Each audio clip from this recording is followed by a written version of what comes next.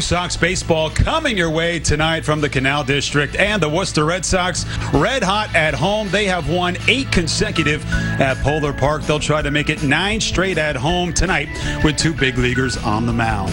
Hi, everybody, and welcome into the broadcast booth alongside JP, the Birdman Ricciardi. My name's Jay Burnham, and JP, how about this? One of the most impressive pitching matchups that this ballpark has ever seen tonight. It's unbelievable. You come to the park tonight, you get to see 2 big leaguers, obviously on rehab assignments, but one of them is hopefully to get back and help the Red Sox, and the other one is a future Hall of Famer. That's a pretty special night at the park. Max Scherzer making just 1 start for Toronto. The 40-year-old JP, they're going to count on him down the stretch if he's healthy. Well, I think you have to look at him as a trade late in the season. Hopefully he can come back, be healthy, and add something to what they got going in Toronto. And for the Red Sox, Tanner Houck, it's been a bit shaky for him this season. Well, I think it's a chance for him to catch his breath, get back to what he was last year, and get up to Boston and help contribute to them and their playoff race. Houck, we know him well around here. An exciting pitching matchup for you coming up at 6:45. We'll check in with Natalie Norrie when we come back on the Workers Credit Union pregame show.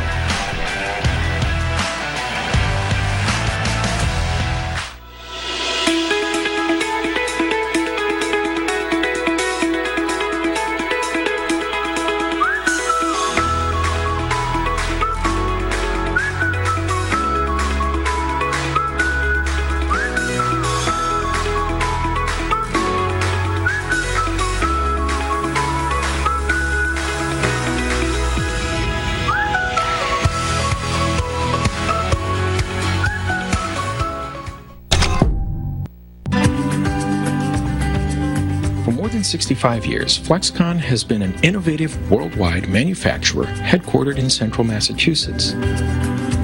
From shampoo bottle labels to covering solar panels on satellites, our technology is widely used. Our people-first culture and dedication to innovation means that we'll continue to discover new applications for tomorrow's needs. Learn more at flexcon.com. What makes Assumption University's Catholic liberal arts education so unique? Our focus on formation of the whole human person. Awaken your sense of wonder and purpose. Grow in your understanding of yourself and the world around you. Discover and deploy your gifts and abilities through career-building internships. And develop the skills that employers and the world will always require. Ignite a life of meaning, joy, and professional success. Assumption.edu. Welcome back to Polar Park. I'm Natalie Norrie. Just to continue the conversation of the recent success the Worcester Red Sox have seen in the month of June, this team has won 11 games, only dropping 3. Of course, they swept the series against Rochester 2 weeks ago. They split the series last week in Lehigh, and they won the first game of this series with Buffalo last night. And despite all the movement with the players on this team, there has been a level of consistency regarding these team wins. Of course, after the game last night, we spoke to Nick Sogard about the win and just what he thinks has been working for this team. Nick, it's only June 17th, but so far in the month of June, this team has gone 11-3. What has been the key to this consistency? I would say just complimentary baseball. I think when we've hit, we've done enough hitting when our pitching hasn't necessarily been perfect, and then when we haven't hit well, they've pitched really well. So I think just helping both sides out. I like that phrase, complimentary. Do you feel that kind of happened tonight, especially the 5th inning? It seemed that the team was able to capitalize against Buffalo pitching. Did you see that as well? Yeah, I think that was definitely our inning. We didn't hit great tonight, but we took a lot of walks, and yeah, that inning was big. 3 walks belong to you as well as a home run. How do you assess your night at the plate? That's a good day for sure. Trying to just make sure I get a good pitch to hit and then capitalize on those. All right, thanks, Nick. Thank you, I appreciate it. He's swinging the bat great, like no secret. Like even early here, he was, flashes of like the Sogi we're used to, but like it was kind of in and out, right? And then he would go to the big leagues, come back. Maybe he hasn't played a ton, but like the last time he went to the big leagues, he played a good bit. So he came back. He had been getting at bats, got back here, and just kind of took off. This 2 weeks is the Sogard that I'm used to seeing as far as like, the home runs are showing up, the ball's getting hit hard regularly, he's still taking his walks, he's finding his way on base. You see, if you look at the numbers, you just watch that on base percentage, it just keeps climbing and climbing and climbing, and he's usually like hovering around 400 on base guy, at least in this league. and it's back to that. And when he's doing that, and you lose a Roman, right, and then this guy jumps in the top of the lineup and just getting on base constantly, that's how we can continue on. So he's been phenomenal since he's come back. Another bright spot in the evening was the arrival of left-hand pitcher Kyle Harrison. He walked on the field during the 5th inning to join the team last night, sat with the bullpen for the remainder of the game. We got a chance to catch up with him afterwards to talk about the whirlwind that his last 48 hours have been and how he's approaching this new opportunity with the Boston Red Sox organization. Yeah, I was out on the field getting ready for Sunday Night Baseball, and yeah, just crazy. They're like, you need to go talk to the manager real quick. I'm like, all right. Yeah, next thing you know, I'm here, so excited to be here, and stoked about the opportunity. At the first moment, I was like, man, why are they bugging me 20 minutes before? I'm like, maybe they got a little inside, trick of where they want me to attack these guys, but no, it was the complete opposite, and I was getting shipped off. So no, it was a cool experience to go through and say bye to all the teammates, and yeah, felt pretty at home here today. Though a lot of good teammates here, and they were welcoming with open arms, so I'm excited. How do you process being part of the deal for a player like Rafael Devers? How does that sit with you? You know? Yeah, probably still haven't processed it yet, to be honest. Just like I said, I'm looking at it, taking it day by day, and happy I'm here, and looking to get settled in here and see where it takes me. So obviously a player of that magnitude I've watched honestly growing up, so it's kind of cool to see, but no, just speaks to how much they believe in the package in return. So no, we're just excited to go out there and show these people what I can do. So you are expressing like a great deal of positivity, and obviously like they do believe in you when they're saying, okay, we're trading you Rafael Devers, we're bringing you back. At the same time, you're in AAA now, right? Like, was that a hard thing to kind of accept and absorb as part of this? Honestly, not really. I know it may sound weird, but it's baseball. Like I said, I'm trying to normalize it more and more. But I've been in AAA a decent amount of time in my life now, and it's not about where I want to be today. It's about where I want to be, 5-10 years from now, and where I see myself, getting better. And I think this is a place that I'm going to get better and develop, and I'm just excited for the opportunity. What do you want to focus on in terms of that development? Obviously, the fastball, you're able to compete against big league hitters as a starter doing that 65% of the time. Where do you see the rest of what needs to happen in terms of the growth of the rest of the arsenal? Yeah, I think it's just messing with another pitch, whether it's adding something else or tinkering with a sinker or a gyro slider, and I'm just excited for the opportunity and what we're going to be experimenting here, and just learning how to pitch. I think it'll open my eyes, and this is a great organization for it. And but it starts there, I think, with the pitch arsenal and just seeing what we can do with it. I'd say I'm hungry. I'm a hungry pitcher. I'm ready to go. This is I've been waiting for my opportunity, and I think that I'll hopefully get a good one here, and just excited to learn from staff. And you're gonna get a guy that loves to play the game and plays the game hard, and just a great teammate. That's what I'm gonna try to be day in and day out, be the best version of myself, and control what I can control, and not worry about too many other things like the trade and everything else. It'll all breeze over, and as soon as that breezes over, I'm gonna be here, and I'm gonna be a Red Sox, and just super excited. Also for Harrison, there is a bit of familiarity with a few people in the organization. He talked about a relationship with Andrew Bailey and a few others too. How exciting was it that you were going to, Andrew Bailey, like to be able to, it can be jarring to change organizations. Yeah. How helpful was it? I assume you've already had a conversation with him. For sure, yeah. Talked with him on the way over, and it's always cool to have a familiar face. And yeah, he's been nothing but great to me with my time in San Francisco. And no, man, he's stoked to have me, and I'm stoked to have him there. And no, it's going to be awesome. Yeah, love Harry. He's awesome. Great person, first and foremost. For a young guy, being drafted at an early age like that, total pro, the right way. Fire competitor, wants the ball every fifth day. Red Sox Nation will go to love him, and man, I'm excited to have the opportunity to watch him compete, to work with him, watch him continue to grow into a superstar in this league. He's got an elite four seam. The vertical approach angle is off the charts. Excited to get him back up here and get to work and watch him continue to shove. I've talked to Breslow a little bit here and there, and had a great conversation with him. Actually worked out with Crochet a couple, I want to say a year and a half ago, over in Arizona, because that's where I live in the off season. So we worked over at Push together, so I've gotten to know him a little bit. But yeah, I'm looking forward to meeting those guys and getting to know them. While Harrison continues to get settled, another exciting matchup takes place today in Worcester. We touched on it in the open, but have to mention it again. It is Max Scherzer versus Tanner Houck, two MLB rehabbers right here at Polar Park. So stick with us, because after the break, JP Ricciardi as well as Jay Burnham will break all that down, as well as starting lineups. First pitch is coming up next here on NESN Plus.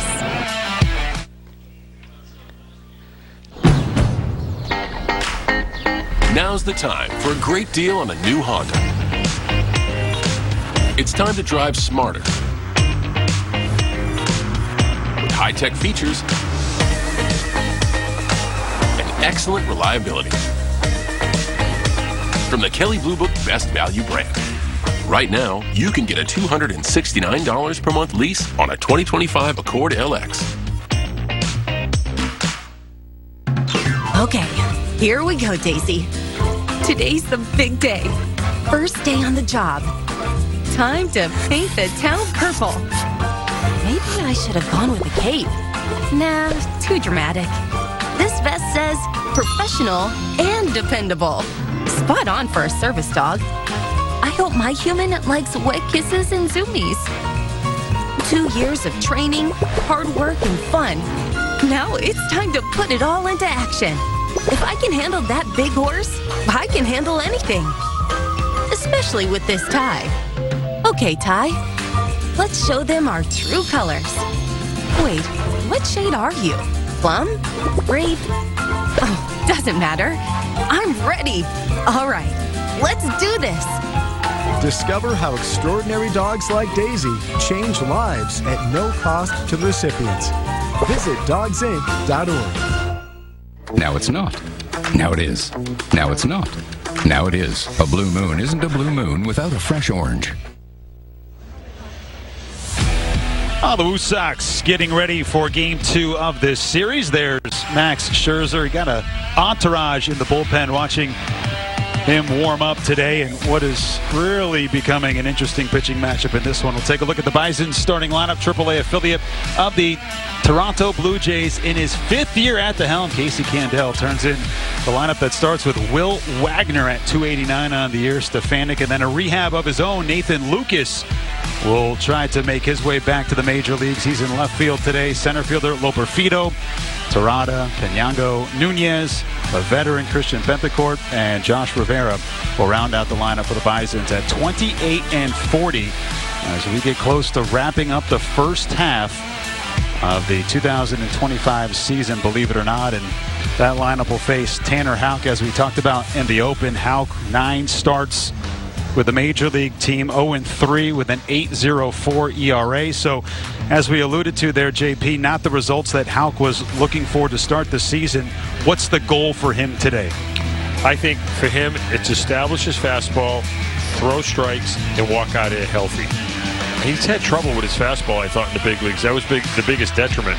He's always had a good power sinker. I think if he can get on top of that and walk out of here feeling good about that, I think it's a pretty good night for him. It's your umpiring trio today. Tom Hanahan has the plate. We will have the challenge system in place for this one. The word is, and we talked with manager Chad Tracy before the start of this one, that you're looking at about 35 pitches for Tanner Houck today as he makes his way back from the right flexor pronator strain. Maybe 2 innings would be best case scenario. I would think 2 innings. I mean, normally it's 15 pitches an inning, so that's 30, give or take a few here or there. So let's hope he gets 2 innings for those 35. Lost in the shuffle of this exciting pitching matchup. Oh yeah, Wilyer Abreu is here as well. He is in the field today after DHing yesterday. And the plan for him is to play 7, if not all 9 innings behind Houck and company in Game 2 of this series. The Woo Sox at 38 and 31.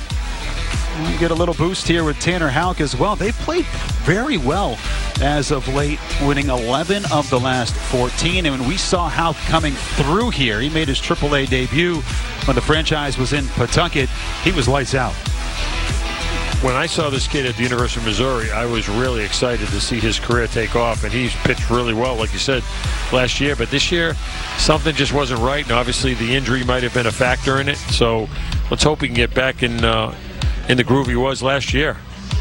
We've got a Mizzou showdown today. That's a great call by you. Houck and Scherzer. When Scherzer pitched for University of Missouri back when they were in the Big 12. See if those guys had a word about their Tigers before the start of this one.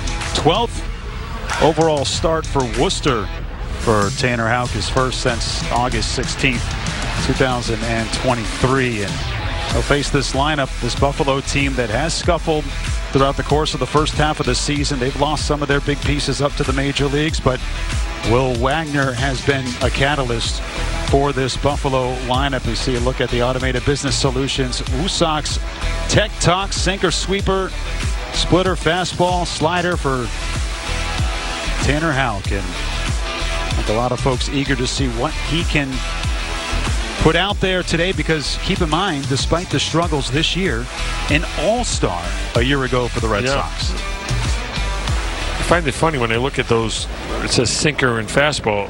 A sinker is a fastball. So it's like 46% fastball. It's just a fastball that has some action to it.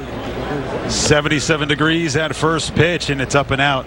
We're underway at 6:45 with Houck versus Max Scherzer. Glad to have you with us on a Wednesday evening here at Polar Park. Missing inside to Will Wagner. Wagner 289. Just 11 games at the AAA level. Broke camp with the big league team and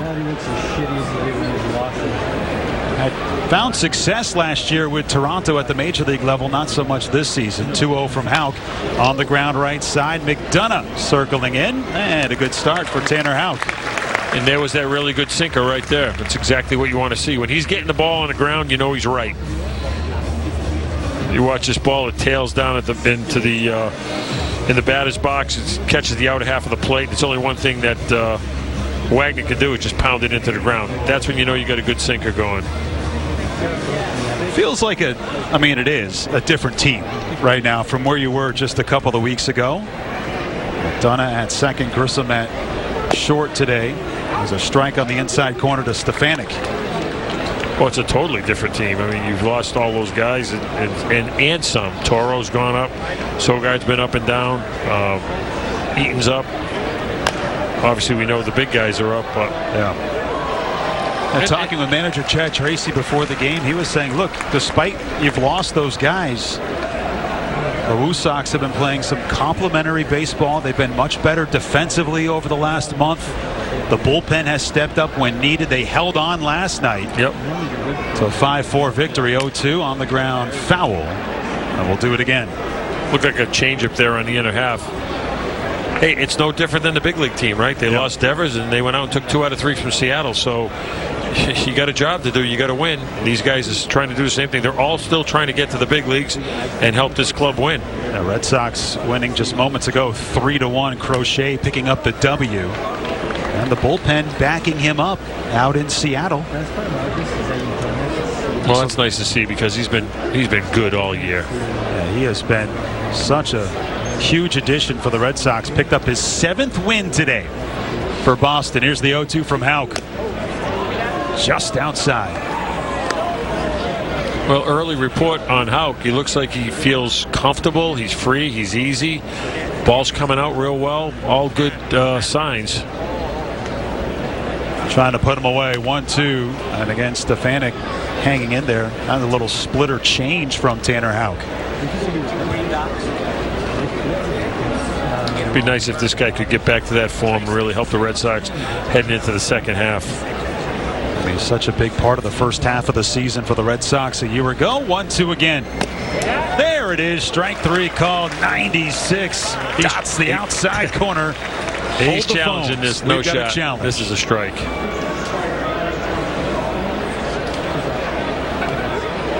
Oh, God. Man. You know, JP, I wrote the strikeout in my scorebook and everything. Watch this ball. Oh, man. Good eye for Michael Stefanik. I don't know if it's a good eye or a lucky guess. Watch where this ball is. It's right on the corner. Where's Nesta Shylock? I was with you. I thought, no way. 2-2, and maybe a little hesitation from behind the plate. Even the ump was a little shaky on that one. Fool me once. This is a tremendous at-bat for Stefanik. Ninth pitch, 3-2 on the ground, left side. That's Sogard up with it.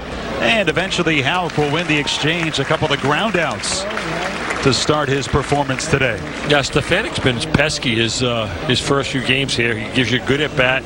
But once again, a nice sign is you get to see a ground ball from Houck. That's when you know he's going well.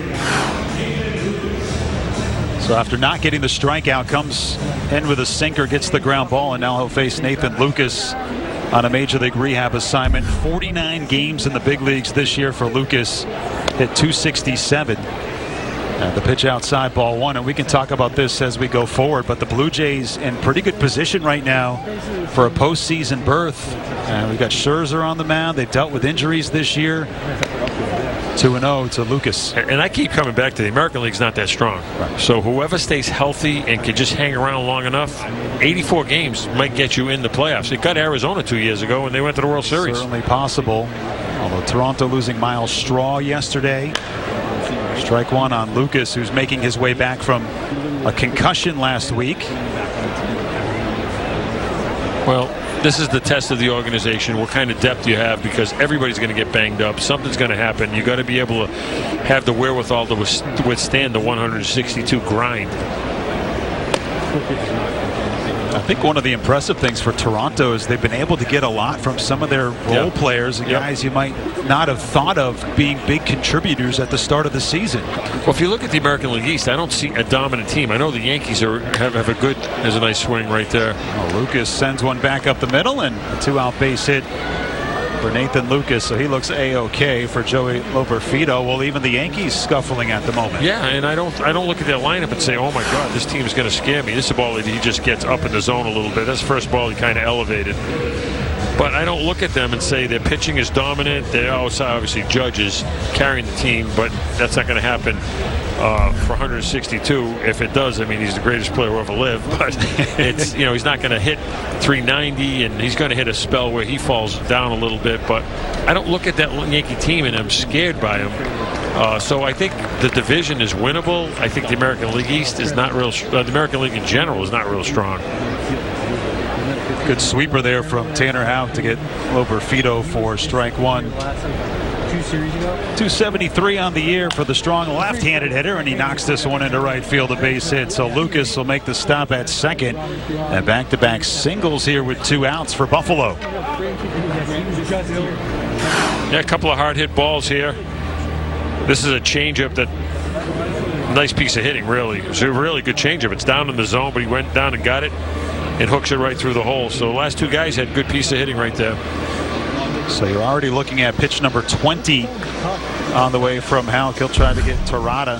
He's been one of the better hitters for this club. 13 of his last 30 for Riley Terada. 2 on, 2 gone. Top of the first inning. Just underway here in Game 2. Woo Sox and Buffalo. Strike one from Houck at 94, utilizing that sinker. Yeah, looking to do some damage early in the count. Terada. Good sinker right there.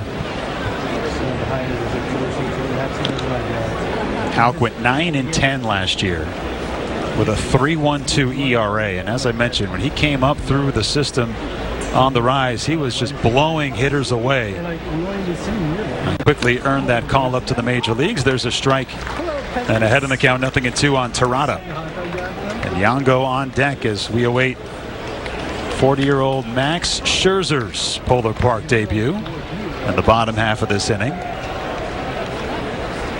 And I think easily safe to say future Hall of Famer. I don't see how he's not a future Hall of Famer. He's got your vote. 3,000 strikeouts. Here's the 0-2. Spoiler on the sweeper for Terada. Yeah, he went with a breaking ball with that situation, and a little bit of an emergency protect hack there by Terada, but he's keeping the at-bat alive. He's had a good year, Terada. Very solid. It'd be nice to see Houck put him away here. Almost had Stefanik on a fastball that just went off the outside corner. 0-2 pitch from Houck is a little bit low. Went with the off speed on the splitter at 90 miles an hour, and Terada takes. Yeah, good pitch, good location. Watch it here, just misses a little bit down. It's a good take. Appetizing, but not enough. 1-2. Yeah, good at bat. Went from 0-2. He's got it to 3-2.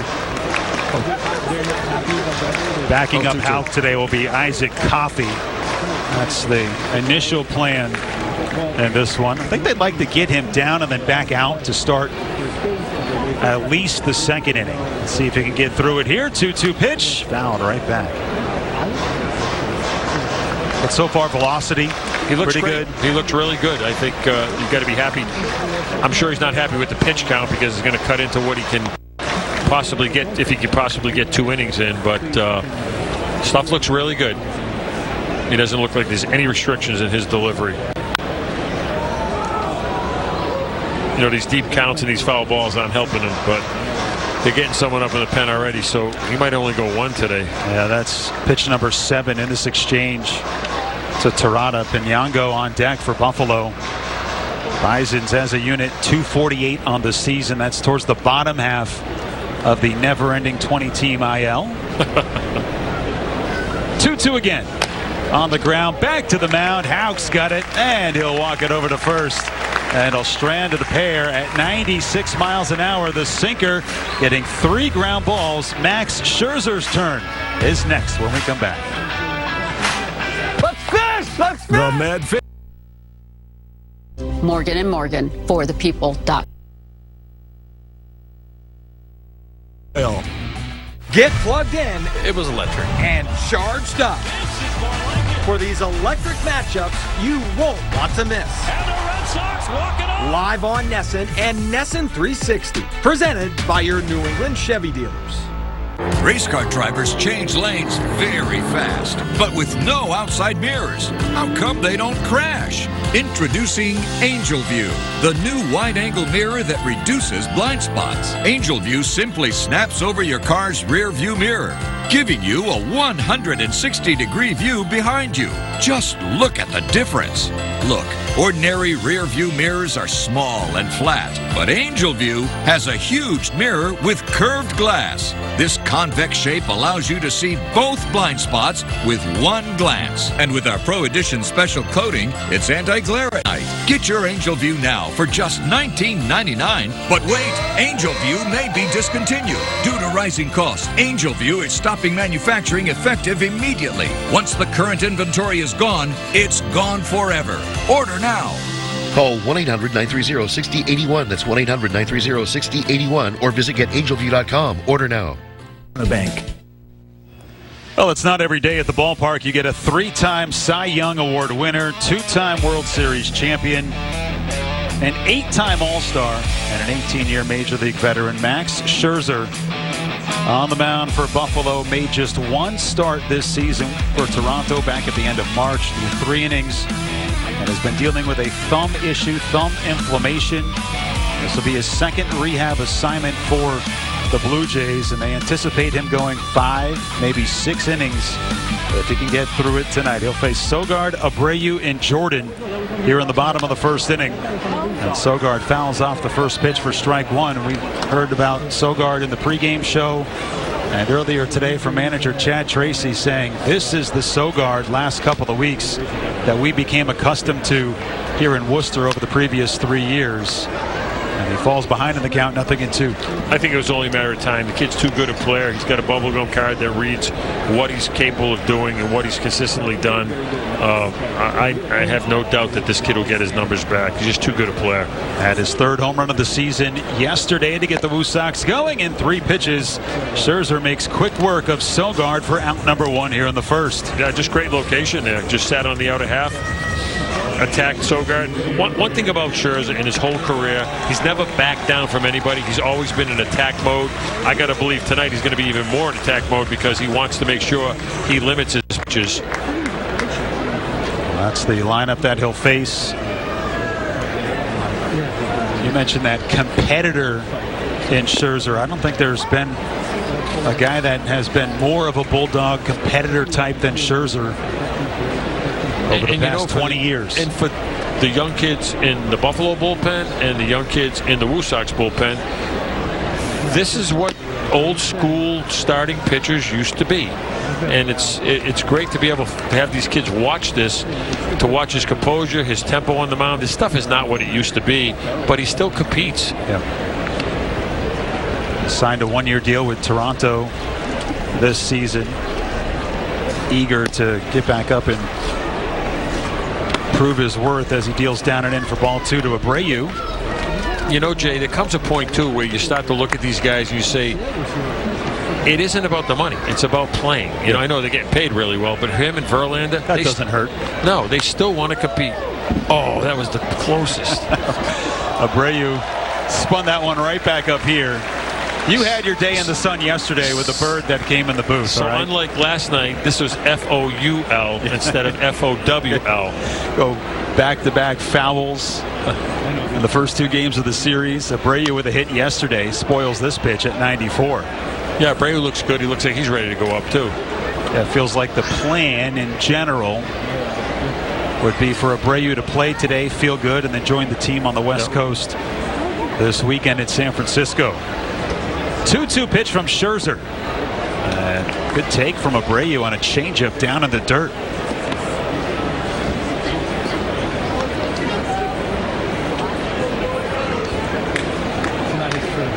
First and last game. So the Red Sox trying to get healthy, complete. Certainly could use the bat of Abreu back in there. And the payoff pitch to him. Outside ball 4. Big Blue Bug Solutions walk issued by Scherzer to Wilyer Abreu, and that'll set up Blaze Jordan.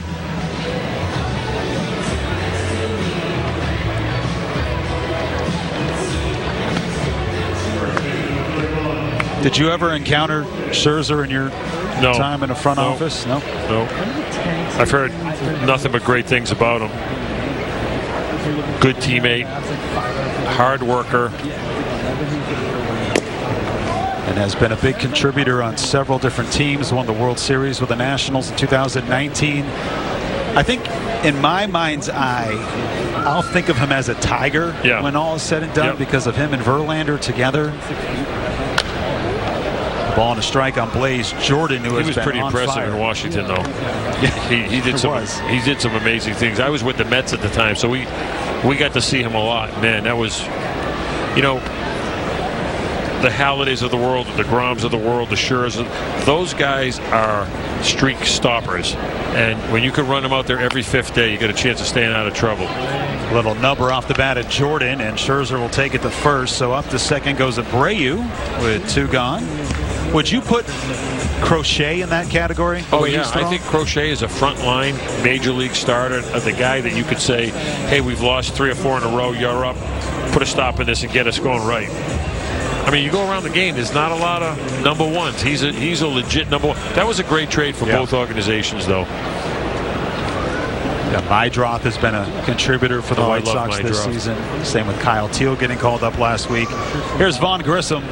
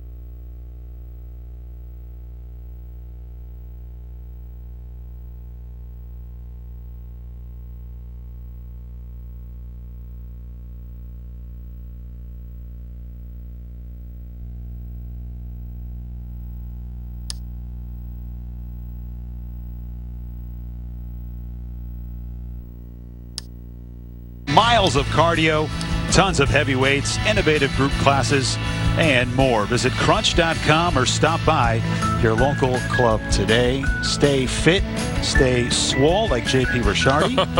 Go to Crunch Fitness. In your quote-unquote retirement, you still seem to stay in shape. Yeah, I get to the gym every once in a while and trying to stay up with you, Jay. You know, you Western Mass guys. Hey, man. I know your 36 holes per day will keep you nice and trim. And Yango will lead off as Houck deals pitch number 28. It's down and in for ball one. So we'll see. The number that we got officially, unofficially was 35 pitches for Houck. He threw 27 in that first frame, and a ball and a strike now on Pinyango. Just 13 games this season for Yohendrick Pinyango. Started down in New Hampshire, hit 298 there. He's had a pretty decent season so far. Takes ball two outside. Yeah, you hit 290. Yeah, no one knows the Eastern League better than you, but you hit 298 in April and May. That's when especially this year in the Northeast, how bad the weather is. You're a pretty good hitter. I would agree. 2-1 down and away, ball three. And you were all those years in Richmond. You were in the warmer part. It was a beacon for everybody to come visit us in Richmond. I did spend 3 years in Trenton, New Jersey as well, so I know both sides of the coin. 3-1 coming, and that's outside ball four. And that will be all for Tanner Houck. So you were able to accomplish, hey, finish the first inning, get down, then get back out there, but ultimately could not find the zone and puts Pinyango on, and that will lead to a Shaw's call to the bullpen. So Houck is through after 1+. We'll step aside in a scoreless game here at the top of the second.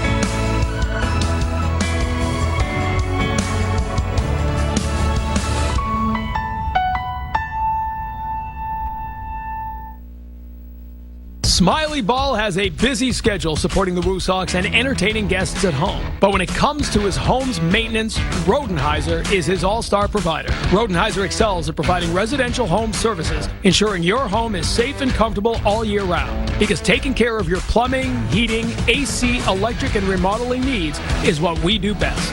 So we can all relax a bit more and focus on the game. Rodenheiser Home Services, hitting it out of the park for nearly a century. Making my way downtown, walking fast, faces pass and I'm homebound. And I need you, and I miss you. Fifth appearance of the season, third at AAA for Isaac Coffey. As he takes over, will inherit a runner from Tanner Houck. He's been phenomenal, JP, since getting called up after a brief stint down at AA Portland. You know, he's a long line of the guys that they've brought up here that have really contributed. And I think this is a big part of the success of the team lately is the fact that the starting pitching and the bullpen combined have done really, really well. And there's a lot of the young kids that have come up. Yeah, Tuesday at Lehigh Valley, 5 innings, a hit, a run, a walk, 4 strikeouts for Coffey, who doesn't overpower you but has so much movement on his pitches. 90 miles an hour up and out for ball one. Had an illness to start the season, so really hasn't pitched a lot thus far this year. Got that funky arm slot, too. You know, a little bit of a drop and drive. Tough to pick up the ball. Hides it well. Rainier Nunez gets hit on the hand. We saw this yesterday with Shrek. I would challenge for Buffalo. He looked like he swung at that. I know he got hit, but he swung at it also. Rainier Nunez, 265 on the year. Goes after the pitch. Let's see.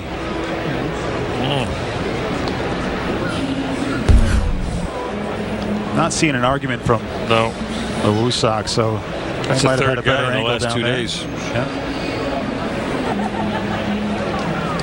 I was going to say we saw this with R.J. Schreck yesterday, and he's getting a day off. I think a couple times he's been hit in that area. Now Nunez apparently feeling the effects of that pitch from Coffey. Worst place to get hit on the hands. Yeah. Just no give there. All those little bones.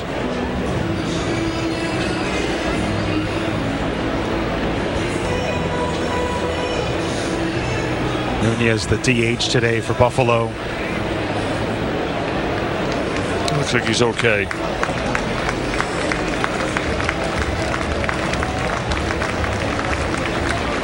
And the Woo Sox faithful will give him a nice warm round of applause here. Well, that puts Nyong'o up to second, so 2 on with nobody out. Let's see if Coffey can escape some trouble here. I was talking with manager Chad Tracy about Coffey prior to the start of today, just asking him what makes him so successful, because he doesn't throw 97 miles an hour. And he said, look, he's got 2 pitches that can break 18 inches either way. Yeah. It leaves you guessing. Well, it comes back to movement and location. Yep.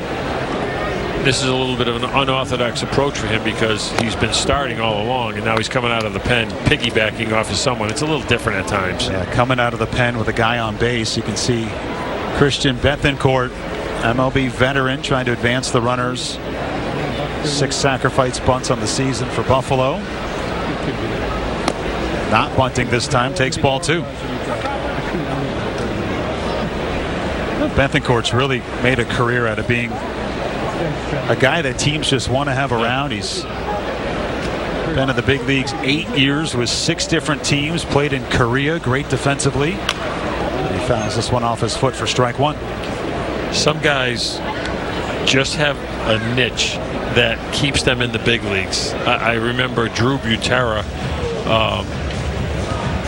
whose dad worked with us for so many years in Toronto. And, you know, Drew, he'll tell you he couldn't hit, but he could catch and throw. Pitchers liked to throw to him. And he played a long time in the big leagues. I know he was a coach with the Angels. I'm not sure if he's still on the staff, but just because he could catch and throw and was comfortable, teams wanted him. And like I said, he probably got 12 years in the big leagues, and I'm not sure he hit over 210 one of those years. I think we saw him play for a couple of teams in this league. Bethancourt took that one off his foot, so a couple of wounded soldiers here for the Buffalo Bison. Nunez hit on the hand. Bethancourt takes a foul ball off his foot. Here comes the 2-1. Now bunting again down the third base line. It's a good one. Coffey has to be quick, and he will not get the veteran Bethancourt down the first base line, so he will reach, trying to sacrifice. It's a good one up the third base side, and the bases will be loaded.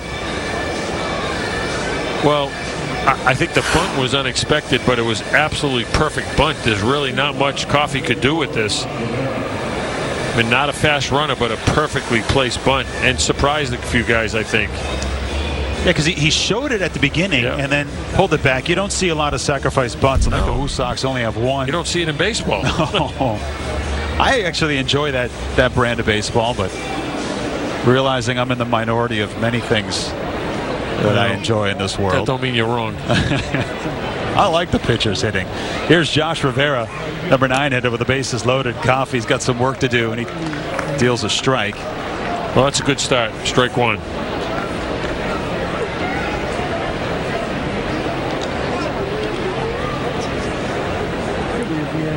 Rivera, 221 on the season. A couple of home runs. 3rd round pick by the Cubs out of Florida back in 2023. Saw this kid play in high school at IMG Academy, and then obviously at the University of Florida. Turned Had a out lot of some history good ones. with him. Yeah. Oh, a big swing and a miss on that changeup. Great pitch right there, right under the bat speed. Well, how big would a strikeout be here for Coffey? And I even think they trade a run for a double play at this point. Coffey ahead on the count. No balls and 2 strikes. Here it is upstairs. Zip the fastball at 90. That might have been a setup pitch here. Well, he set him up with the pitch before, being down in the zone. Now he went up in the zone. Try to change eye levels. That changeup has been a wipeout pitch for Coffey. Bases loaded, 1-2, way outside on the sweeper. With the breaking ball. Well, you got up 0-2. Now you've wasted a couple. This has to be a premium pitch from Coffey. Facing Rivera. Tapped softly on the infield. Who's going to get it? Coffey wandering on the third base side. Thought the third baseman Sogard might come down to get it. Everybody's safe, and Buffalo takes a 1-0 lead. 2 balls that, if you're lucky, went 30 yards. That's tough. Loaded the bases, and now they got to run. Swinging bunt. Even if Coffey gets this ball, I'm not so sure he has a play on it. Let's take a look at the initial reaction here from Coffey. Yeah, Sogard started to come in, but then went to cover the third base bag, and I think he realized too there's nothing either one of them could have done with that. In no man's land. So back-to-back infield singles gives Buffalo a 1-0 lead and an opportunity at a big inning here. That run charged to Houck, so he goes an inning plus 2 hits, 1 run, a walk and a strikeout. Will Wagner takes ball 2. Yeah, changeup. I always wonder when guys are traditionally starters and have to do this if they warm up properly. And his stuff is just a little off right here. Doesn't help you give up those cheapy hits. And Wagner takes inside ball 3. Will Wagner, son of Billy Wagner, Hall of Famer in his own right. Yep. Ferrum College. I wouldn't be surprised if he's swinging 3-0. He's not, and Coffey pumps in a strike. 1 run in, the base is loaded, still nobody out. Stefanik on deck for Buffalo. Here comes the 3-1. Just outside, ball 4, make it 2-0. That'll bring home a run. Nunez comes in after getting hit by a pitch. And no end in sight for what is setting up to be a disastrous inning for the Worcester Red Sox. Well, if you look at it too, you had mentioned it earlier. I don't even think a ball's left the infield. Yeah. I think that's the message here. Yeah. You haven't been beat. This began with a walk from Houck. And then Nunez was hit by a pitch, but he looked like he was trying to swing at the offering from Coffey. Then Bethencourt with a bunt base hit. I was trying to lay down a sacrifice. Rivera with an infield base hit on a swinging bunt. And now Wagner drives home his 10th of the season with an RBI walk to make it 2-0 Buffalo. Well, there's nothing you can do about the soft contact. That's just a guy putting the bat on the ball and it ends up in the right place. But the walks are what get you in the end. So, you'd like to see. You'll trade a run for an out because it's early in the game, but got to find a way to just shut this down and get your team back up to the plate. Man, a ground ball would help you out here. And this guy's hits a lot of balls on the ground, but he's also a pesky hitter and he's a pesky out. 0 for 1 today with a ground out already. And there's a strike from Coffey. Stefanik, undrafted out of Westmont College in 2018. Got an invite to camp this year.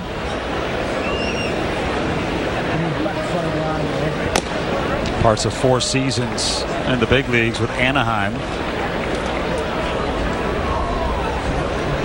How about this? Stefanik had a 62-game on-base streak with Salt Lake. Knows how to get it done. 1-1, swing and a miss on the fastball up in the zone. Well, it used to be the best thing about baseball was you could give a lot of guys from places that no one even knew about opportunities. But with the draft only going 20 rounds now, guys like really limits Stefanik, that. they're going to be, you're going to see him in the Smithsonian. I was telling someone today, that's what's going to happen with scouts. Someone's going to go to the Smithsonian one day and they're going to see a scout with a stopwatch and a notebook, and they're right going to say, next to a rotary phone. What is that? No, that used to be a baseball scout. Now they just send you a list of the top players in the country. 2-2, up and out, ball 3. Yeah, I think that would put a little more onus now on some of the independent leagues to develop talent for Major League Baseball. Well, I agree with you in one sense, but the problem is there's not enough at-bats to go around for guys with the limited rosters, so the everyday player is going to get shortchanged. The pitcher will always get that second and third opportunity because there's such an attrition rate. 3-2 outside, ball 4. Back-to-back walks with the bases loaded, and now it's a 3-0 Buffalo advantage. Well, one of the problems here with having a guy like Houck only go a limited amount, someone's going to have to wear this, and I think it's going to be Coffey tonight. Obviously, they're not out of the game. It's not an insurmountable lead. That ball's way outside. He yanked it, but someone has got to carry the load. I know they're getting the bullpen warmed up now, but this is a lot of innings to fill in tonight. Yeah, there are, and this is a dangerous spot for Lucas, who takes down and in, has to dive out of the way. Lucas with a base hit back in the first inning. As we mentioned, he's on rehab assignment. There's Coffey coming in, and kind of an unsteady situation with a guy on to begin this inning.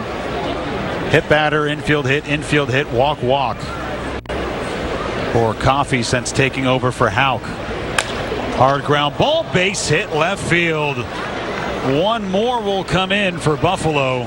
At station to station for the Bisons, it's a 4-0 lead. Yeah, there's no reason to try to make a crazy play at the plate. Just like you said, station to station. You got the bases loaded, nobody out. Just keep the line moving. Nice piece of hitting right there.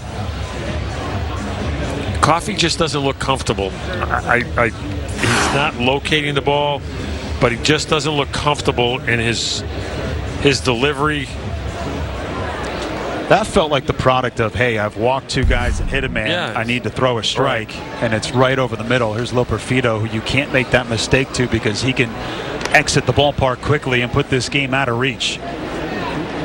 Coffey's getting around a lot of his breaking balls. It's not like him to fall behind so much. He's usually pitch to contact and 2 or 3 pitches a hitter.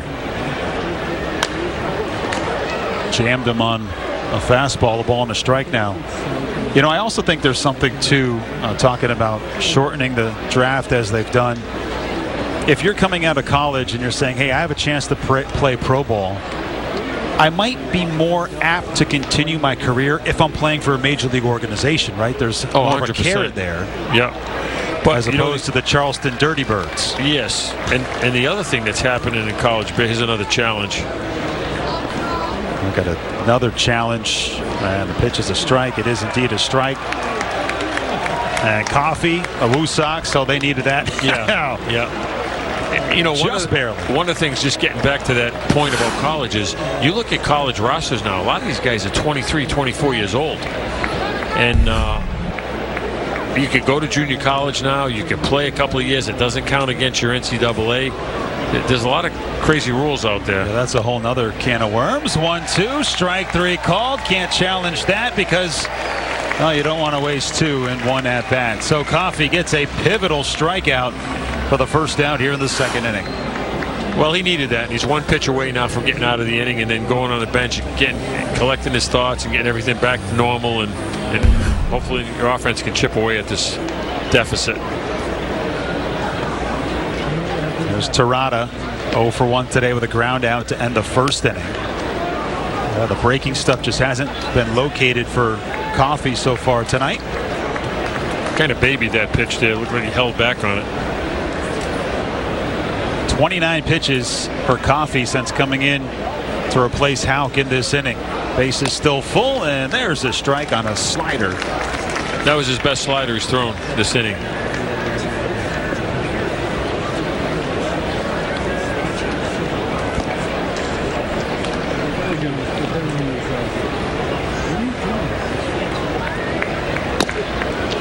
Couldn't grab the bottom of the zone, ball 2.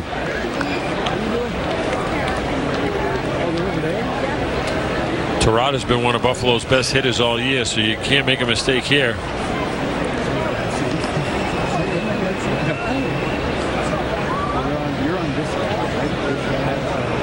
They haven't given up the big hit yet.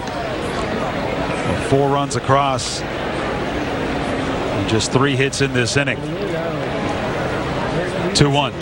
All right, now you got a chance if you're Coffey to deal with Terada, the 9th man to come to the plate in this inning. Well, he went after him there. That was a good swing, just missed it.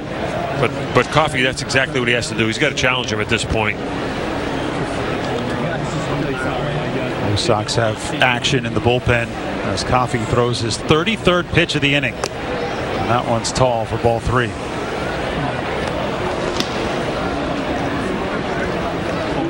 Jose De Leon.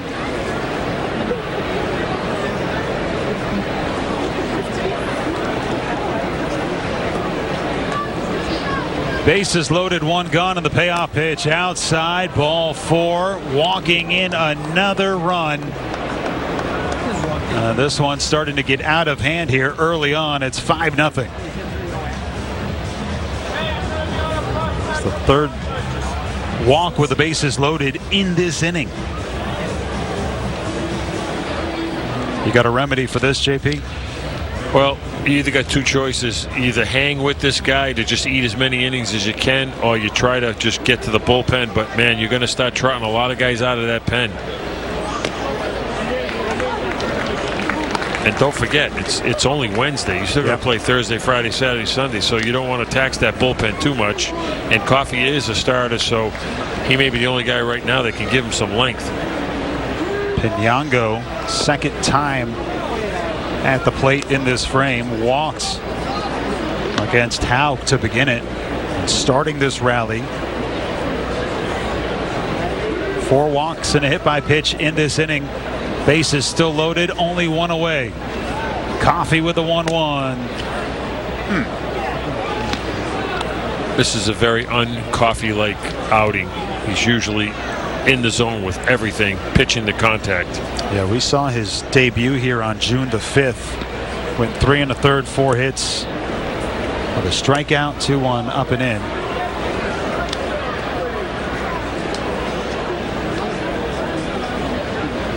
It has been a struggle. Yeah, as an infielder and outfielder, it's hard to stay ready when the guy is not throwing enough strikes. 3-1 hammered foul. That's what you're worried about here. If you constantly are behind in the count, bases loaded, giving in. Right now, a lot of game left. You know, it catches up to you. You just can't keep flirting like this. And then you think on the other side, Scherzer, he's probably chomping he's at like, the when bit can I get out there again? This will be pitch number 40 for Coffey in this inning. Payoff on the way. Swinging a high fly ball out to shallow left field. Sogard going back. Coming on Rozier. He'll make the catch. And mercifully, there's out number 2 here in the 2nd inning.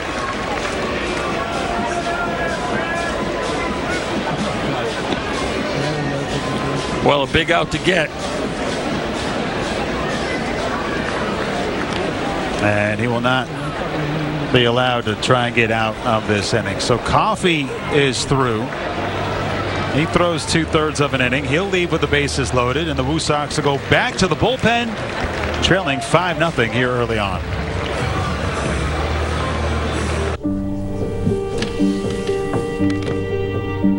Some days are just better than others. I think you should go talk to someone. It's not that easy.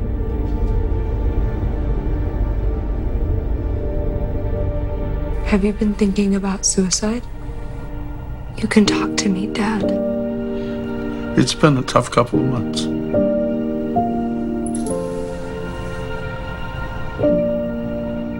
It's about more than boating. It's about the boating lifestyle. Hello and welcome to The Drift. Drift in to new adventures and places to explore with Sierra Goodwill. John Methia introduces you to the who's who of boating. How big is the mouth on that shark? I guess like this, you know? Mr. Yachts takes you aboard the super yachts. This is nice. It's delectable dishes from the galley. So take a look at that presentation. It's The Drift. Brought to you by Boat US, Sociable, and Subaru of New England. At Nesson, we believe every child deserves a safe space to play, but we need your help. Team up with Nesson to help build a new playground in Worcester. The kids inspired the design. Playground that keeps us moving and a lot of things that we could do on it. A playground with a seesaw. A rock climbing wall. And together, we can make their dreams a reality. Make a difference today at Nesson.com/playground. Well, back to the bullpen here for the Worcester Red Sox. Still in the top of the second inning. A 5-spot put up by Buffalo. Jose De Leon will take over, inheriting the bases loaded. 24 innings, 30 strikeouts. That's the good, the bad, the 17 walks. Came up with the Dodgers, made his major league debut in 2016. Pitched with Tampa, Cincinnati, and Minnesota in the major leagues. 34 big league games in the career of De Leon. He'll face Nunez, who's been hit by a pitch in this inning, and he takes a strike on the outside corner. Well, Coffey goes 2/3 of an inning, 3 hits. He walked 3, hit a man, that being Nunez at the plate.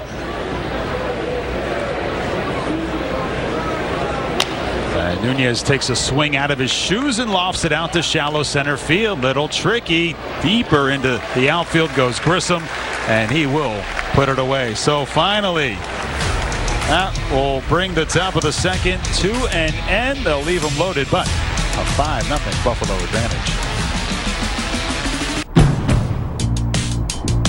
Now's the time for a great deal on a new Honda. It's time to take an adventure with rugged capability and commanding style. From the Kelley Blue Book Best Value brand. Right now, you can get a $349 per month lease or 3.99% APR on a 2025 CR-V all-wheel drive LX.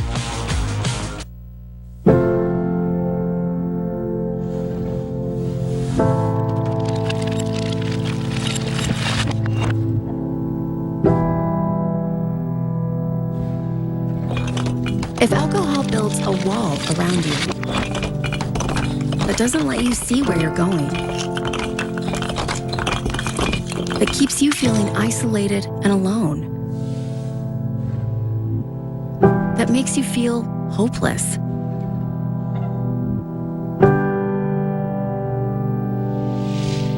know this. We're here to help if you want us to. It's never too early or too late to ask for help with a drinking problem. Alcoholics Anonymous. There is a way out. For more information, visit aa.org and download the Meeting Guide app.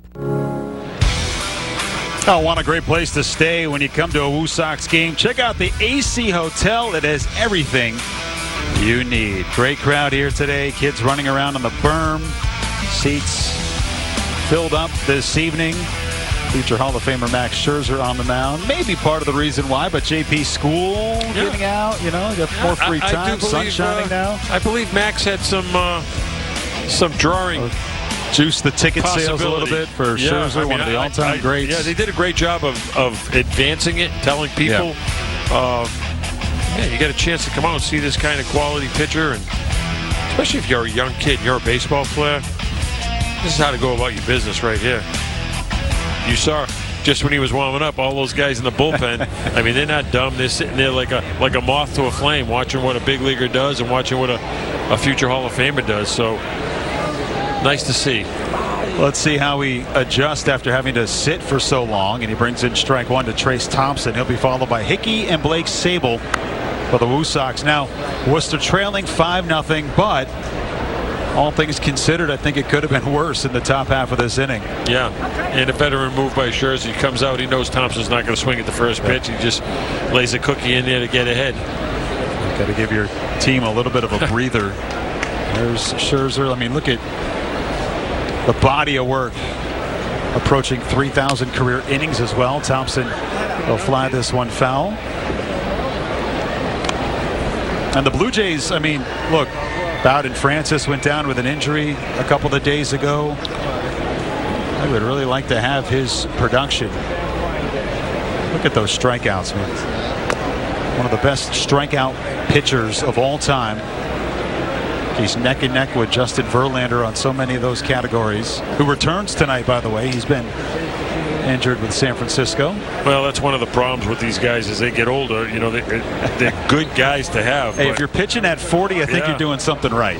But they're just, you can't count on them for 30 starts. You know, it's you're probably going to get 15 out of them. You got to massage them through those. Thompson has worked the count full here.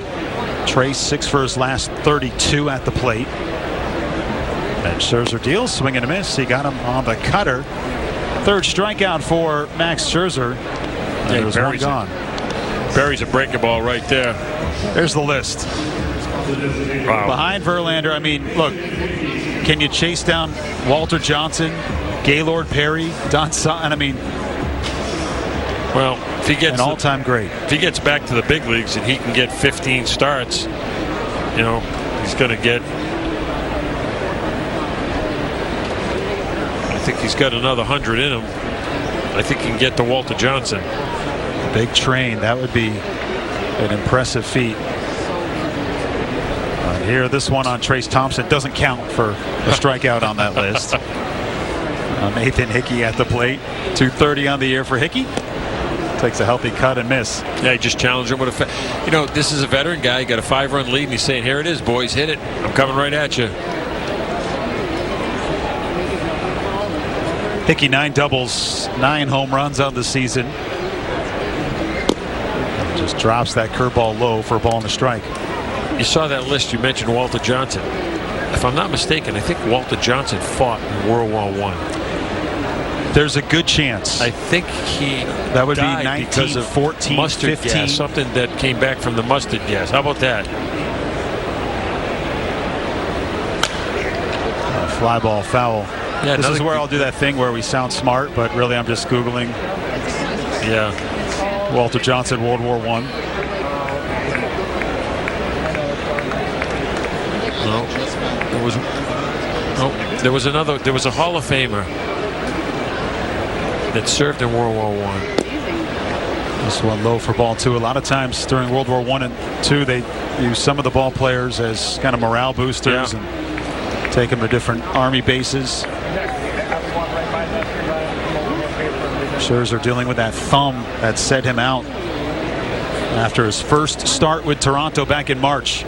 2-2. Hickey flies it foul.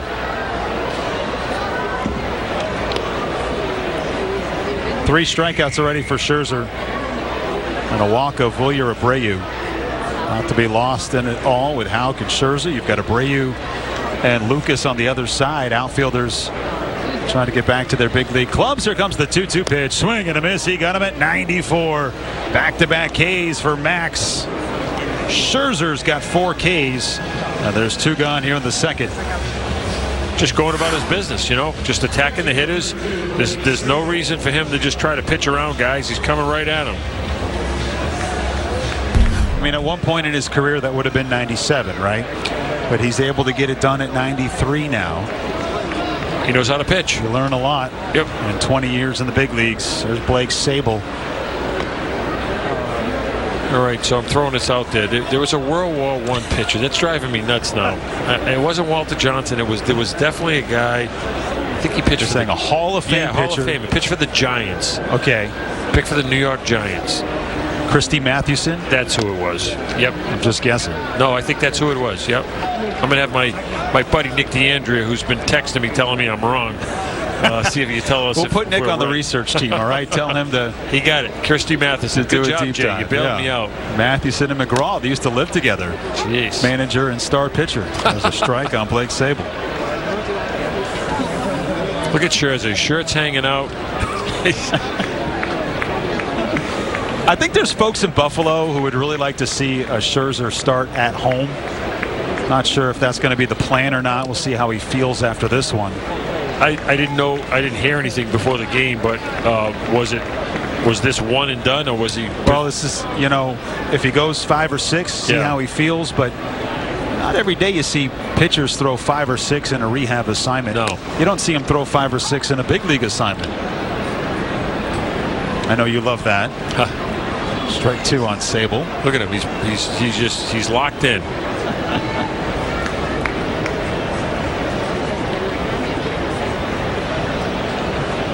Pay off the Sable, and he struck out the side. Scherzer looking A-OK. How's that thumb? Well, he's got 5 Ks through 2 and a 5-0 lead.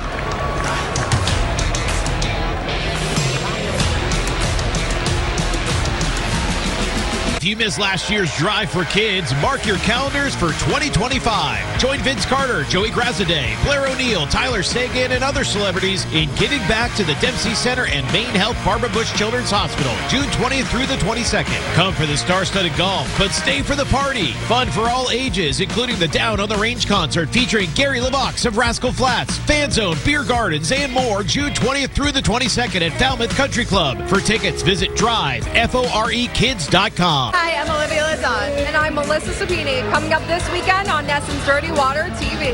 We hit one of our favorite Cape spots, Sun Dancers in West Dennis. It's all part of Dirty Water Cape and Island Summer Tour. We'll take you to the Pilot House Restaurant and Sandwich. And celebrate 10 years of great pizza and television at Dino's and Mashpee. And that's all coming up this weekend on Nesson's Dirty Water TV. That's right. Tune in Saturday and Sunday nights at 11:30. Because the party never ends on Dirty Water TV. Are you over 50? Would you like to get up to 33% more income in retirement? Then call now for this free book, Annuity Do's and Don'ts for Baby Boomers. This free book reveals little-known secrets about annuity strategies that will help you make the right choices before buying an annuity. Call right now for your free book, and as a bonus, we'll also throw in a free annuity rate report. Both absolutely free for calling Annuity General today. Call 800-555-1212. More at flexcon.com. I'll take a look at the alumni report. How about Nate Eaton, his first hit with the Red Sox, his first major league hit since he was with the Royals in 2023. The Red Sox in a loss last night, but a win today. Take the series against Seattle. Also, I saw this the other day. Brandon Walter, former Woo Sox, has been dominant in 3 starts at the big league level with the Astros. Good to see him having success. A 1.53 ERA for him through 3 turns in the rotation. You know, you look at Eaton, you look at Sogard, Toro. These guys are all major league players. It's just sometimes the opportunity isn't right in front of them, but there's a lot of clubs that those guys could play for. You just have to find that path. And I mean, we saw Eaton here. He's a big leaguer. Been amazing defensively, offensively. I mean, the way he carries himself. Sogard's a big leaguer too. Yep. There's teams he can't play for the Miami Marlins. The ball and a strike on Christian Bethancourt. A 5-run top of the second inning. Set the stage for Max Scherzer in Buffalo. Scherzer 34 pitches, 5 strikeouts, 1 walk. Another guy hit. Phenomenal. This hits Bethancourt and then also gets the face of Sable as well. So a double whammy here on what looked like another kind of half swing here. Well, got him on the hand. That's the second one we've seen today, 3rd in this series. If Scherzer wasn't trying to accomplish something, I wouldn't be surprised if someone gets plunked from Worcester. That's about the 4th guy in the last 2 days that's gotten hit. I mean, at some point, you could only say it's an act. I know they're not trying to hit the guys, but I would say Scherzer would be the guy to do it. But he's probably thinking, I got to get these 5 innings in. But there's been no warning, so I wouldn't be surprised if someone gets plunked. That puts the leadoff man on for Josh Rivera. Jose De Leon on the mound came in to extinguish that 5-run second inning. This is his first full inning, and he pumps in a strike to Rivera. You know, I was thinking about this today on my way in. About Scherzer, Houck, what a great matchup we've got here today. The ball and a strike on Rivera. That this is actually the second game I've been able to do with Max Scherzer as a starting pitcher. If you remember, coming out of Missouri back in 2006, players had a little more leverage in the draft. Here's the 1-1 down and away for ball 2. And for whatever reason, they weren't going to give him a big league contract. He thought he was worthy of a big league contract, and ultimately they said prove it. So he went to pitch independent ball for the Fort Worth Cats of the American Association. Was he a Boris client? He was. Shocker. Boris had done that with a couple of other of his clients. Oh yeah, I went up to see J.D. Drew up in St. Paul when he He actually became a free agent at one point. Yeah. There's the 2-2 to Rivera, upstairs ball 3. Anyway, it was a huge to-do. Fort Worth at the time was really one of the top independent teams, like St. Paul was back in the day. And I'll never forget the tradition that they had at old LaGrave Field in Fort Worth, Texas, home of the twice-a-day cattle drives. 3-2 pitches down for ball 4. And another free pass issued by Woo Sox pitching. So Scherzer made a handful of starts there, one against the team I was working with. And they had a tradition after the national anthem, the entire crowd would stay standing until the first strike of the day was thrown. And then they'd all sit down. And it just felt like every time you called a game there, the first pitch was always a strike. That let the crowd just sit down. Yeah, it's crazy. And he made big waves there and ultimately signed with Arizona, and he was in the big leagues a year later. Strike to Will Wagner. And one of the worst trades, Arizona traded him to Jumpstart Detroit. my memory. Oh, I'm trying was to in that remember. deal? I'm trying to remember it. Well, the fact that I can't remember who was traded back, it was such a terrible deal for Arizona. Wagner slices this one foul for strike 2.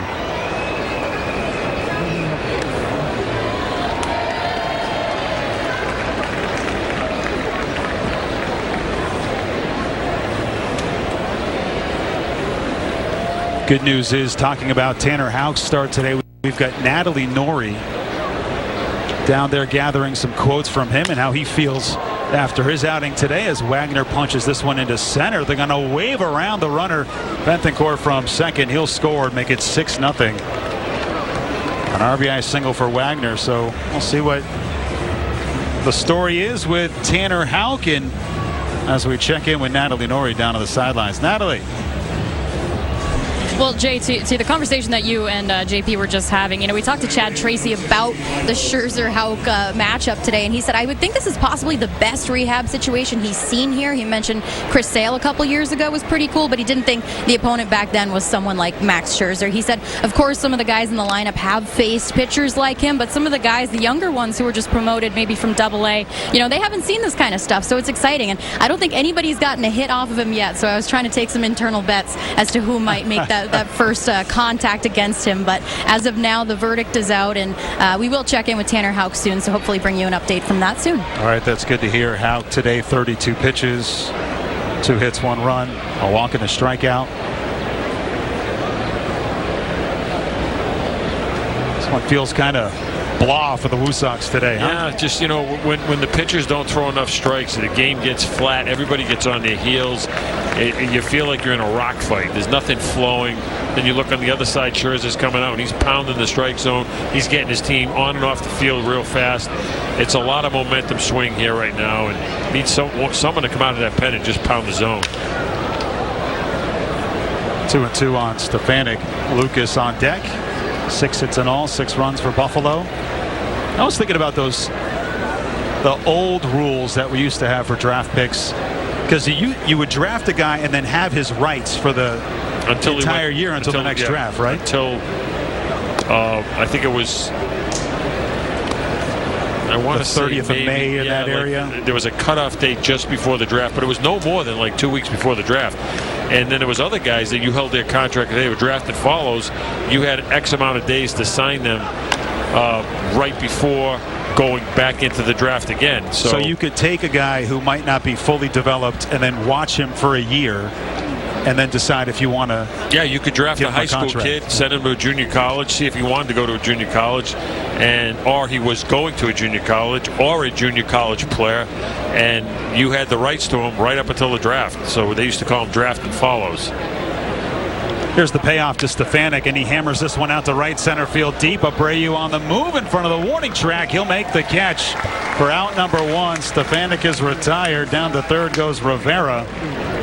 Allowed out for out number 1 in the top of the 3rd inning. Well, I think the key thing you said is an out. It's a fastball. Stefanik isn't able to get it deep enough, but it's an out, and that's important right now. And nice job by Abreu.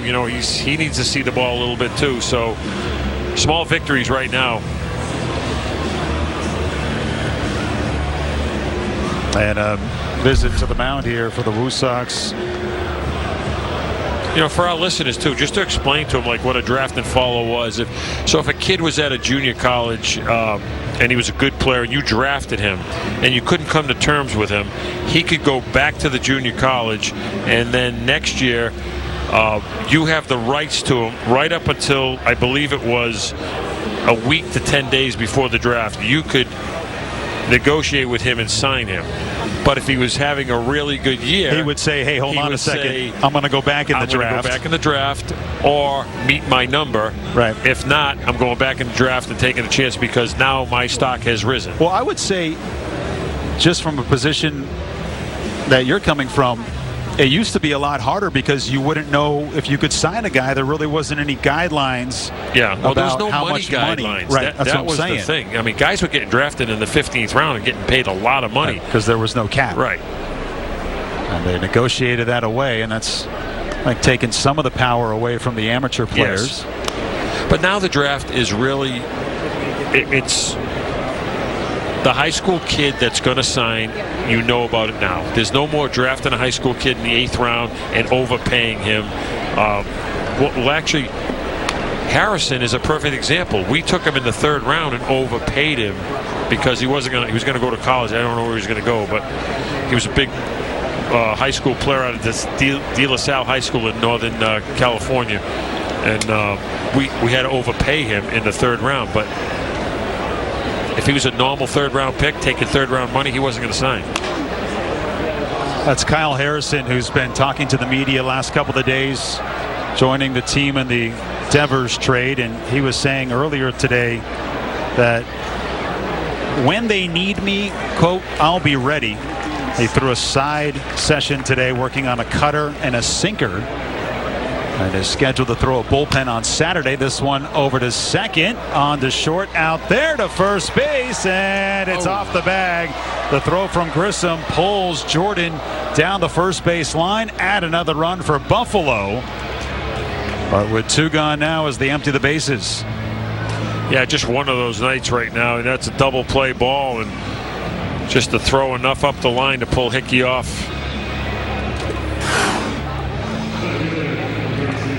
I thought McDonough was going to take this himself, and then it's a very close feed. It was a good throw, just he came off the base.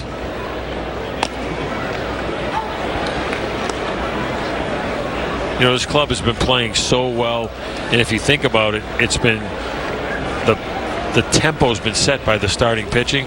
So tonight it wasn't really good starting pitching as far as length, and then Coffey came in and for whatever reason wasn't himself, and now it's kind of steamrolled. So I think it all goes back to what the starting pitcher setting the tempo. I didn't think you'd be in this position. Operfito tries to check, does not, for a strike. So Lucas will ground into a force out at second, bringing home a run. He's on for the 3rd time today. Operfito 1 for 2 with a strikeout.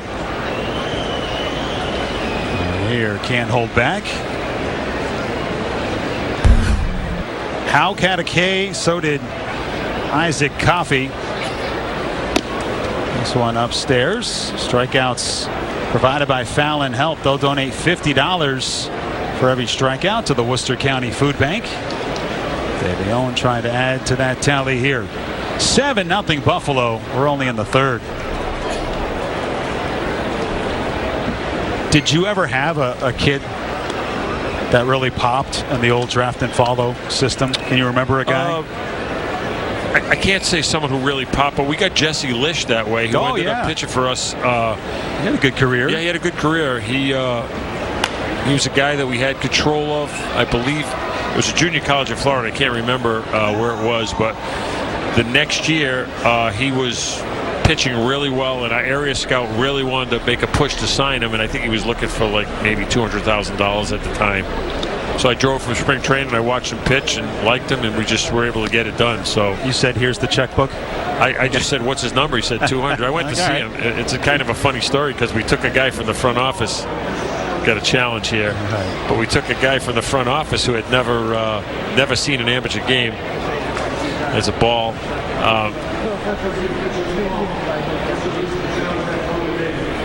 you know, he wanted to see what scouting was all about, so he took him with us, and I watched Jesse Lish warm up. I watched him throw 2 innings. I said, "Come on, let's go." And so we're in the car ride back, and he says, "I got to ask you something." He goes, "That's all it took was 2 innings, and you knew?" He goes, "What was it?" I said, "Well, you missed the most important thing." He said, "What?" I said, "I was hungry." He goes, "What?" I go, "Yeah, I seen enough. I seen everything I needed to see. 2 innings." I said, "I'm starving. Let's get out of here." Let's hit the Outback. Or where would you go in spring? Believe it or not, that's where I think we went. Okay, all right. Yeah, that's my intuition. I knew. Tell right. This is our guy.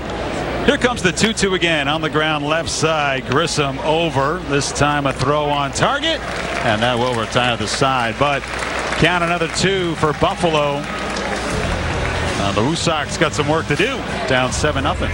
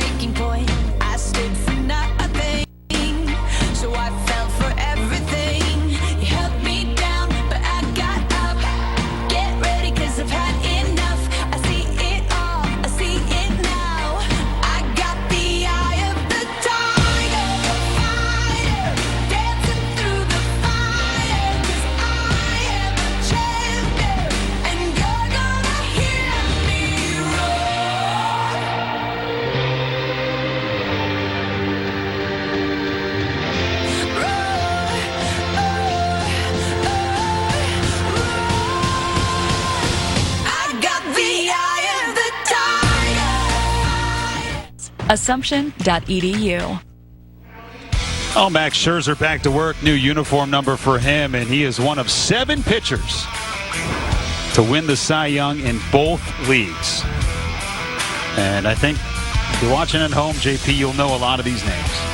Who are the other 6? Okay, I got to go through the. I got to go through this. I think 3. No, just in general.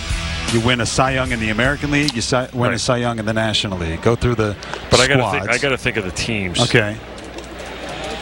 I would say there's a good chunk that are in our generation. Yep. Well, Scherzer so far today with 5 Ks. McDonough fouls this one off. Oh, it's coming to him already. Trying.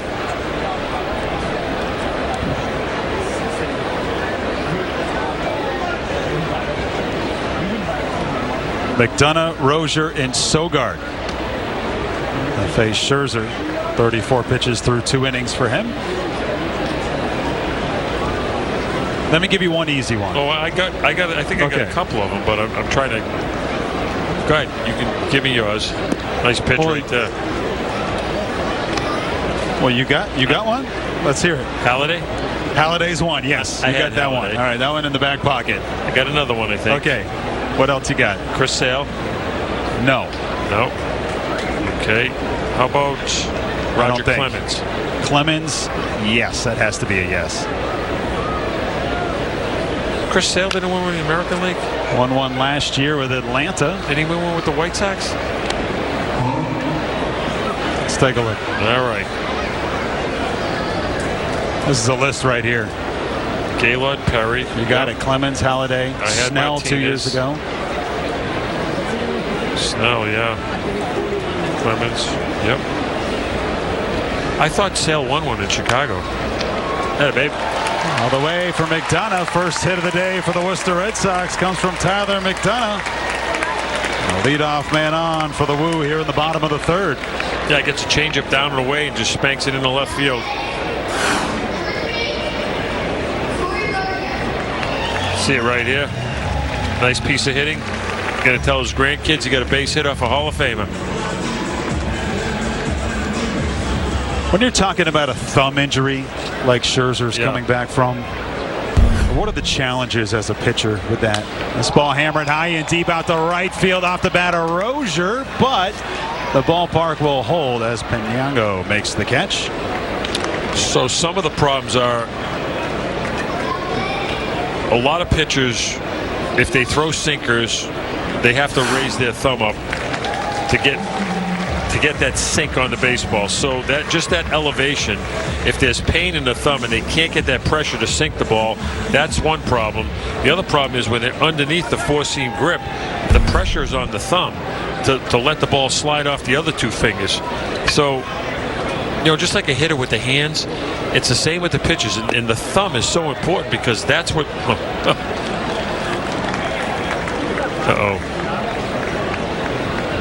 Call the balk. They get Scherzer for a balk here. He doesn't look too thrilled about it. By the way, they mentioned his new uniform. That last one that they gave him, number 59, maybe a little too. He looked like an offensive big. lineman. He looks a little streamlined now. Between the tackles. Yeah. But the thumb, it has such a big part in how you throw the baseball.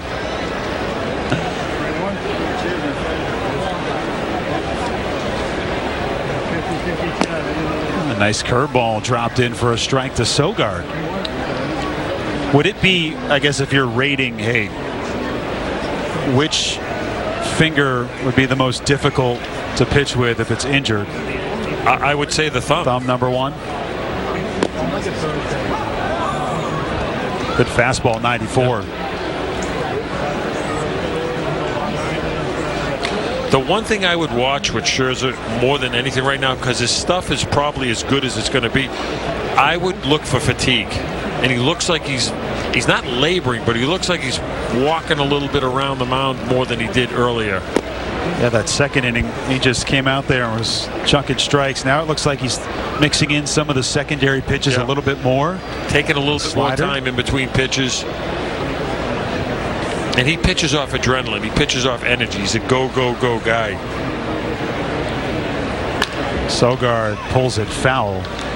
You know, and also, he dealt with injury last year, had that back issue with Texas. Well, like I said, it's going to be hard to get 30 starts out of this guy. But I think if you're Toronto, you would take, hey, a good second 100%. half of the year. It's like making a trade. Yep.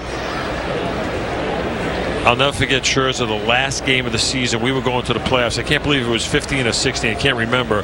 But he threw a no-hitter on the last day of the season. But, man, that guy was competing. He wanted that no-hitter so bad. Dribbler on the ground right side. Nice backhanded stop by Stefanik. And he throws the first to get the out. Down to third goes McDonough with two gone. I think about those years that the Yankees would get Roger Clemens kind of revved up. That gets in the rollover here. Nice play by Stefanik. There's Wilyer Abreu. The Yankees did that with Clemens, where they would kind of save him those tune-up starts, right? Remember when he was kind of in the back end of his career. Abreu fouls it off. Abreu with a walk today. You know, I think it's really smart of organizations to, if you've got an older player, you should have a limit as to what you think you're going to be able to get out of him and how are we going to get him there. And sometimes you got to massage him through the season and skip a start. There's the 0-1 to Abreu. Nice curveball for a strike. He's really changing speeds with his breaking ball here, which goes back to what we said. This is a really nice example of how to pitch. Let's see, Wilyer made an impact not only on the field but in the clubhouse as well. We heard that from manager Chad Tracy yesterday. And his time on the way up through here, the 0-2 pitch to him, popped up behind the plate and out of play. This kid's a good player. This was a really good trade. Does a lot of things well, plays hard, he's got power, plays a nice right field, especially at Fenway Park. It just goes to show, you know, the Red Sox, I think, at that time weren't enthused about making that trade, but it goes to show what you can get if you pull the right strings. There's the 0-2 again from Scherzer, chopped foul. We'll do it again on the cutter from Scherzer as he approaches 50 pitches. And if you look at the Red Sox organization as is, their depth is in the outfield. So they have some pieces. I don't know if this is the piece, but they have some pieces that they could bring some pitching back if that's the direction they wanted to go. Well, they've showed you they're not afraid to make a move, right? A groundbreaking move. Here's the 0-2 pitch, up and out. Did they trade someone recently?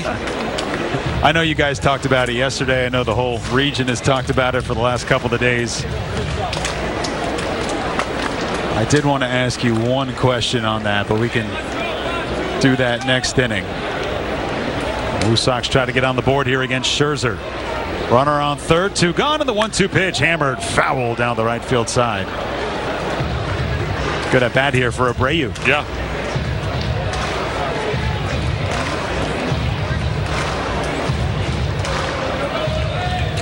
And this is a guy you have to get back, because with losing Devers, you need to get offense any way you can get it, and it's going to have to be like a critical mass of hitters on that team that replace.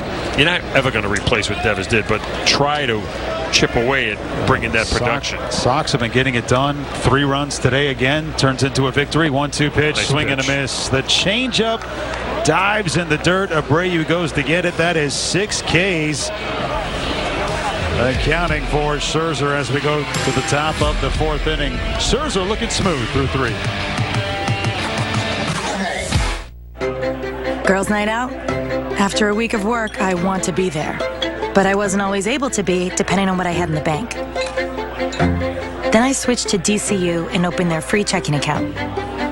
Now I get my direct deposit up to 2 days early, and they even refund the fees from that overpriced ATM in the back. I work hard for my money. A checking account from DCU helps me keep more of it. What will DCU mean to you?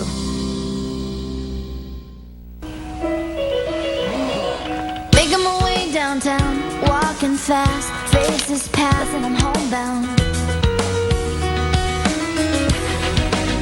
And I need you, and I miss you. Your next adventure begins at Southwick Zoo. With so many animals to see and so much to explore, you'll always find something new at Southwick Zoo. Soar high above it all, or get up close and personal for an experience you'll never forget. With an award-winning restaurant, gift shop, and amazing exhibits, there's something for everyone.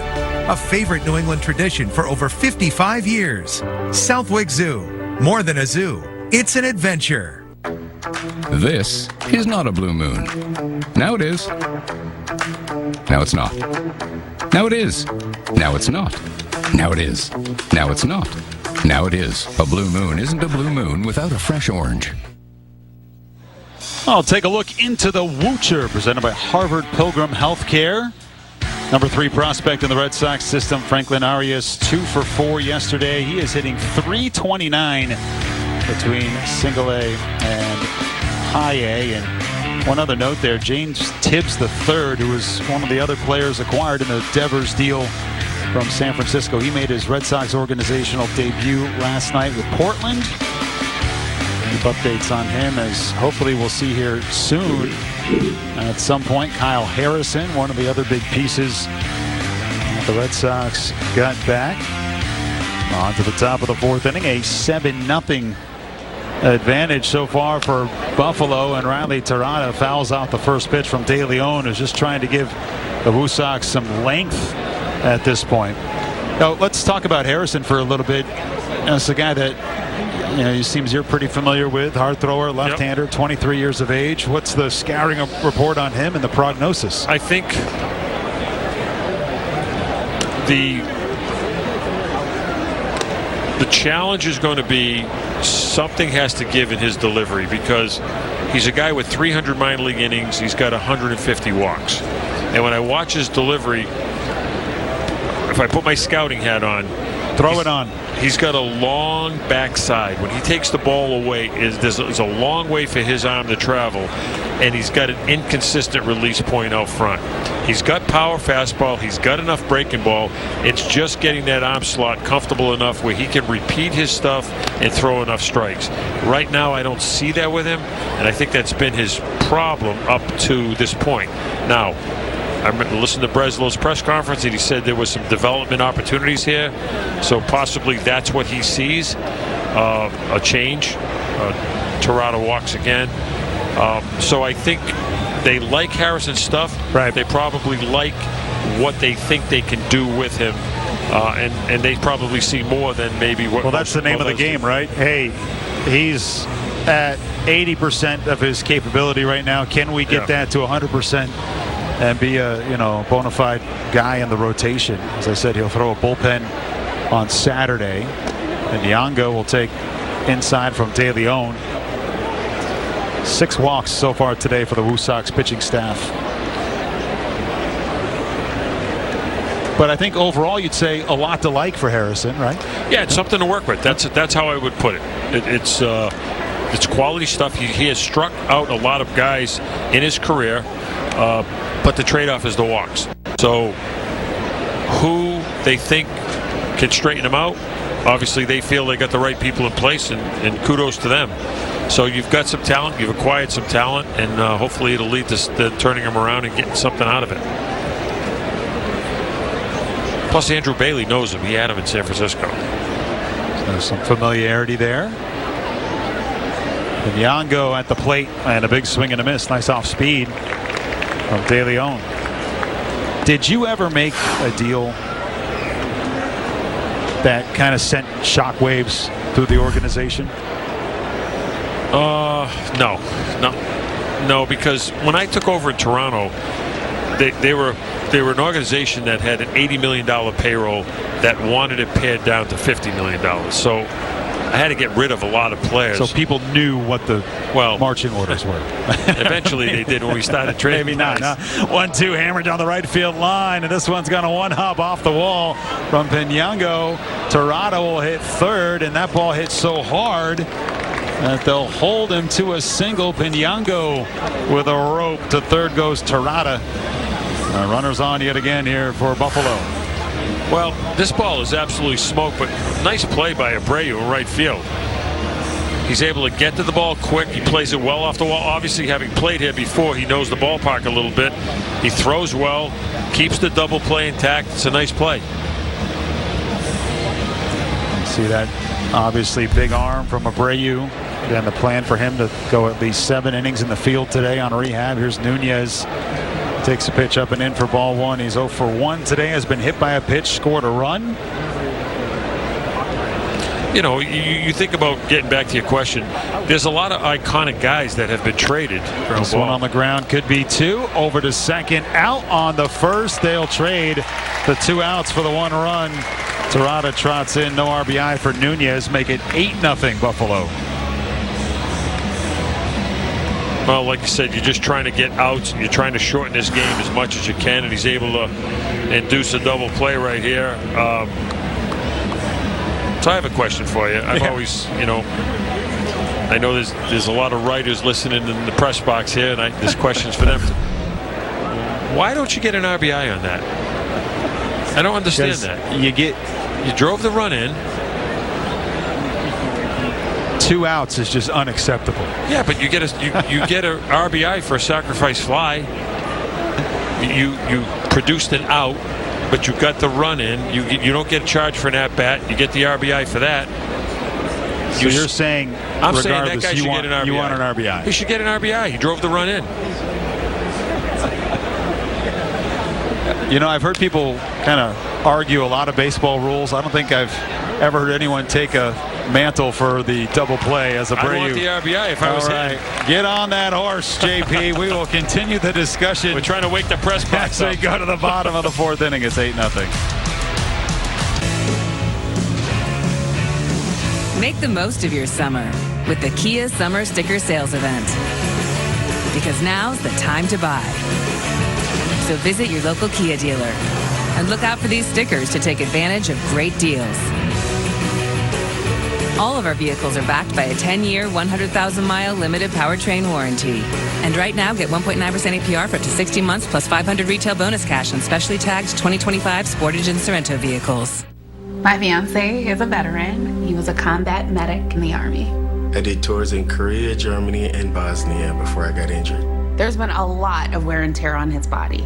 My knees are bone on bone from doing all those jumps and lugging my backpack and all that gear around. I was also exposed to toxins. When Yusuf got out of the military, he needed help getting his disability benefits. Luckily, DAV came to the rescue. They fought for me the same way that I fought for my country. Every year, DAV provides life-changing support to more than 1 million veterans like Yusuf, helping them get the benefits they've earned so they can achieve victories, great and small. Now Yusuf is paying it forward. DAV has been instrumental in helping him start 2 healthcare technology companies that are working to help veterans everywhere. My victory is never giving up and finding more ways to serve. He's pretty amazing. Support more victories for veterans. Go to DAV.org. Bank Unibank.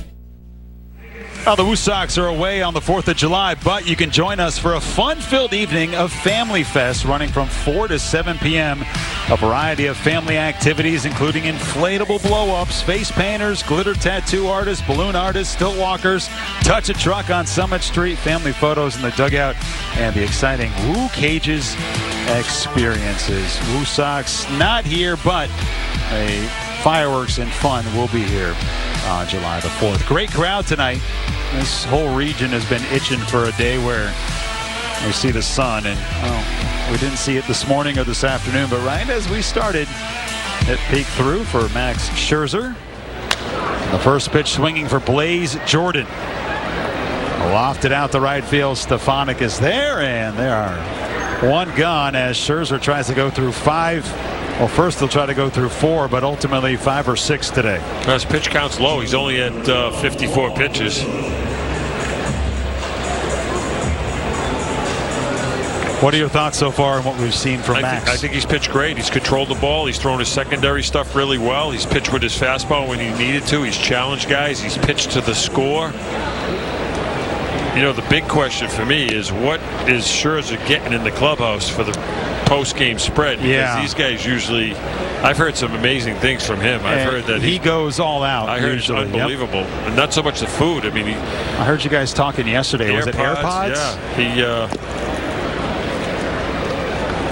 I mean, the guy's making 15.5 He's probably made $300 million. Hey, you worry about your own finances, all right?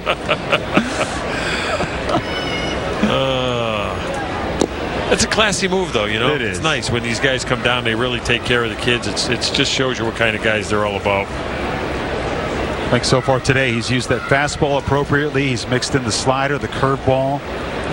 He's been around the plate.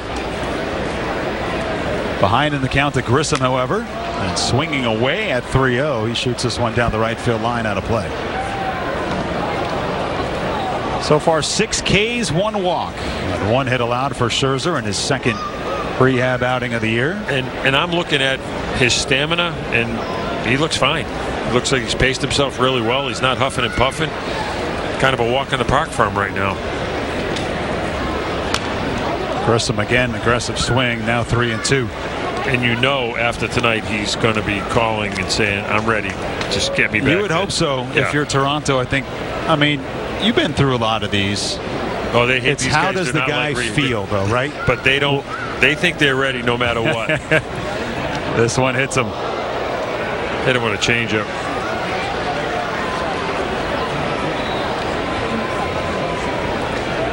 So fell behind 3-0. Grissom took a couple of hard swings, and then here's the changeup. Yeah, got him on the back. Got away from him. That's really the first pitch you could say tonight he didn't have any command of. And pitching with a lead, a big 5-run second inning, sloppy affair for the Woo Sox. Tanner Houck got the start today, an inning plus 2 hits, a run, a walk, and a K. Now here's Trace Thompson, and he shoots it foul down the right field side. Well, Scherzer's a veteran. He knows he's just trying to get his work in right now.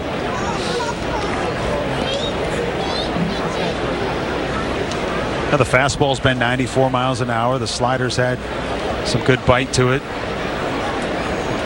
Thompson 0 for 1 today with a strikeout. 1 gone in the home half of the 4th inning. And Scherzer rips a fastball for a called strike. Location's been really good. And, if you're Toronto, too, why not get him back there as fast as possible? Because, like we mentioned, he's been banged up a lot. You got him on a high note. Get him to the big leagues.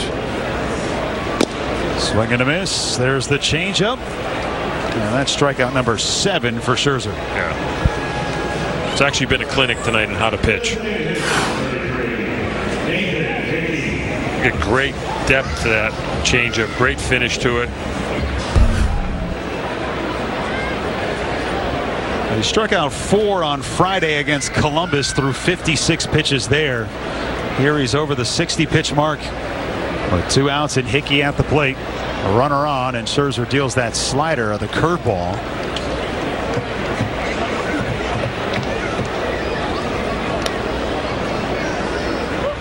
Walked a man back in the first inning. Allowed a base hit to Tyler McDonough in the third. And a hit batter here in the fourth. That is it.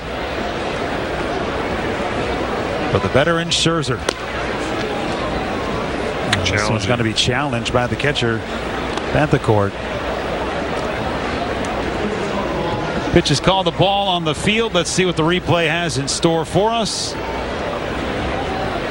And that will be a ball as well. So Buffalo is out of challenges. Worcester has one more challenge remaining in this game. Close, but still out of the zone. Yeah, that ball looked like it was up. It did. You wonder what a guy like Scherzer, a veteran like that, I wonder what he thinks about the challenge. And I wonder what he thinks about the catcher challenging and not him. A lot of these guys, they like it, of course, when it goes their way. Of course. No.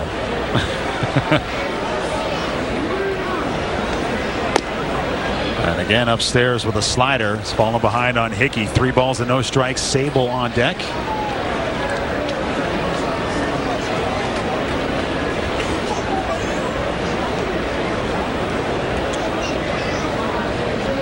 .3-0 from Scherzer, and he lost them on 4 pitches.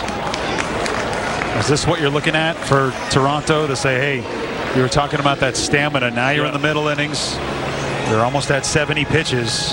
That was really the first non-competitive at-bat I would say he had, and now I would start watching to see, does he get tired? I said this today about Fitz on a podcast. I thought he pitched really well last night. But, 5 innings in AAA is probably 3 innings in the big leagues. Yeah. So I think the stamina is what becomes important. I mean, Fitz was lights out last night. He looked really good. 5 innings, 2 hits, 3 strikeouts, no walks. Manager Chad Tracy said everything from him was just sharper, cleaner, better. And that start last night, and a 5-4 Woo Sox win, and a swing and a high fly ball off the bat. And a 5-4 Woo Sox win, and a swing and a high fly ball off the bat is Sable. It doesn't go anywhere. Stefanik calling for it. He will make the catch.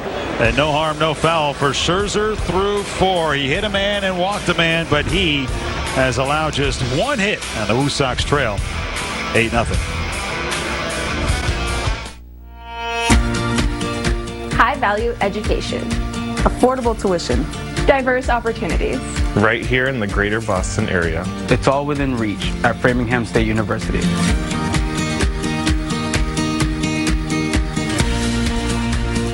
Lead. Feel seen and be known. Get everything you need for the future you want at Framingham State University. Learn more at framingham.edu.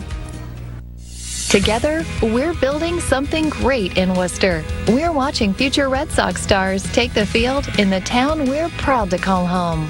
And at the Hanover, we're working hard with our team, the best independent insurance agents in the industry. Together, we deliver coverage, convenience, and true peace of mind for the car you drive, the business you own, the place you call home. Let's build a plan that's right for you. Talk to your agent about the Hanover. The Worcester Red Sox, in partnership with National Grid, would like to thank all first responders for their heroic work in our community. At each Wednesday Woo Sox home game at Polar Park throughout the season, police, firefighters, EMTs, and healthcare workers can receive up to 4 general admission tickets free. Compliments of the Woo Sox and National Grid. All you need to show is a valid first responder ID at the Polar Park ticket office. Thank you to all who so bravely serve our community. We look forward to seeing you at the Woo Sox next First Responder Wednesday home game.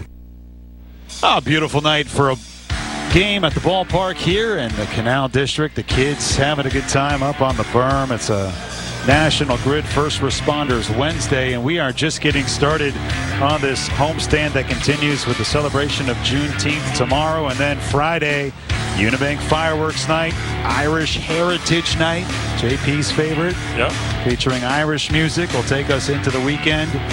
And believe it or not, after Saturday and Sunday, you are halfway through the 2025 International League schedule. The first half seemed like a grind because I think the weather really hurt. Yeah, the weather really made it tough. I bet the guys would say so as well. Yeah. Go to the top of the fifth inning and a strike from De Leon. He is out there to eat some innings. Came on in that second through the fourth, and third and fourth, and now into the fifth. It's 2 strikes on Rivera, especially in this pod where you're playing at Lehigh, at Rochester, at Scranton. It's not like you get a ton of games in Jacksonville or Nashville or Gwinnett. It's like you're right in the Weather Channel. You know, it's just that circle keeps going. In fact, you can follow the bad weather from Worcester to Rochester to Syracuse. 0-2 outside to Rivera. Yeah, these guys really battled some tough conditions this year, and like you said, usually by this time of the year you're past it, but it's still been a challenge. You put up with it for early April, maybe parts of May, but we've had so much cold and rain, and now finally seeing things break. That's the good news, but you're halfway through the year at this point. I do have a little bit of a playoff chase as the first half comes to an end. Nice slider from De Leon sets down Rivera for out number 1. Yeah, just played into Rivera's big swing here, and he throws an off-speed pitch, gets him out front. Nice pitch. I know you guys talked about this last night, the first half, second half philosophy in minor league baseball. Lehigh Valley with a 2-game lead on Jacksonville as we head into the final weekend of the first half. What's your thoughts? You've been around a long time doing minor league baseball. Yeah, and I've seen it both ways. I like it at the lower levels. Obviously, your team changes quite a bit. Does so at AAA maybe now more than it used to. But I don't like the fact that you've mashed 20 teams into one league with only one team getting a playoff opportunity. That's a big league. 20 teams. Yeah. A manager like Chad Tracy saying, hey, we can have a good first half, good second half, and not even sniff the playoffs. Yeah, there's no reward for playing well, which there should be something at the end of the season. Wagner with an RBI base hit today, takes outside ball 3. Well, you mentioned it earlier. De Leon's going to be the guy who has to give him some innings here, and he's doing a pretty good job right now. Yeah, Houck started it through 32 pitches. Wagner works himself a walk. And a 1-out base runner for Buffalo. Isaac Coffey came in with a runner on and just couldn't find the zone. He walked 3 and hit a man. And then De Leon came in and closed out that second and has dripped a couple of runs, 2 in the third, 1 in the fourth, but has been able to bridge this game. Here to the middle innings. Stefanik at the dish, and he takes outside for a ball.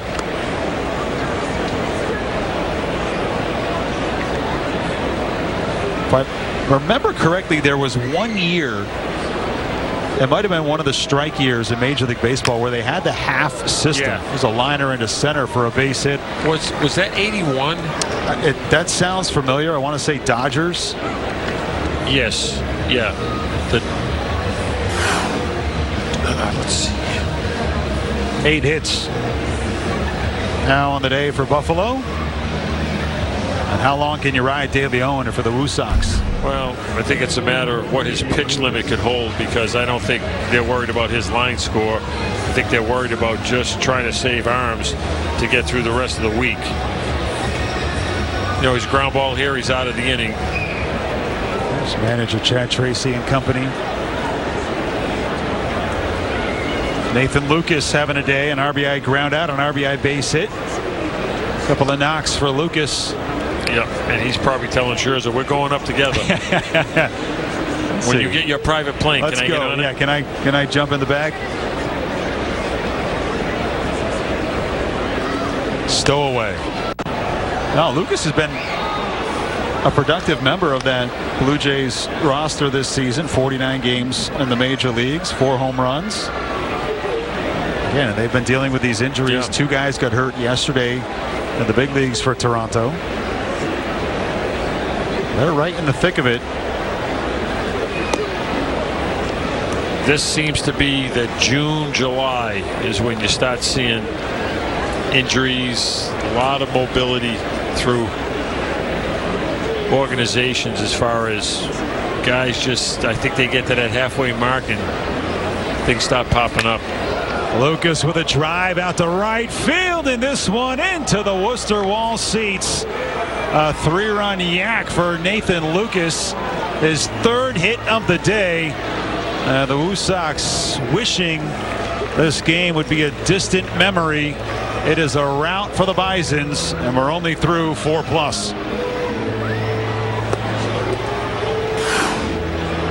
Yikes. Yeah, it's just one of those nights. The team has played so well. I mean, they haven't had a hiccup like this in a while, and you know, you're going to probably see a position player throw at some point. That is what this is shaping up to be. Lucas, a 3-run dinger. There you go. Yeah, bring me back up.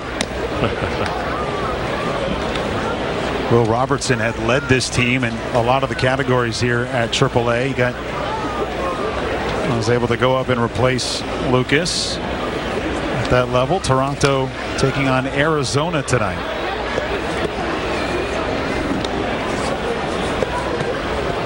Eric Lauer giving him a great start. 5 innings, 8 strikeouts. Wow.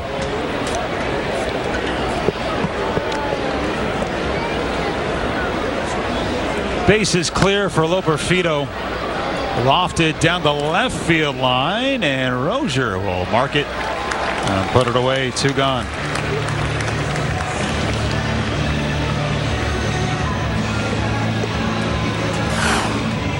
Yeah, nobody's stirring down to the pen. Change up by De Leon. I think they're going to try to get another inning out of him. Oh, JP, this is what the big comeback movies are made of. You're down 11-0. Hall of Famer on the mound on the other side. Thus begins the great comeback. And you can't fault De Leon here. This is, you know, he's doing what they need him to do. He's being a good soldier.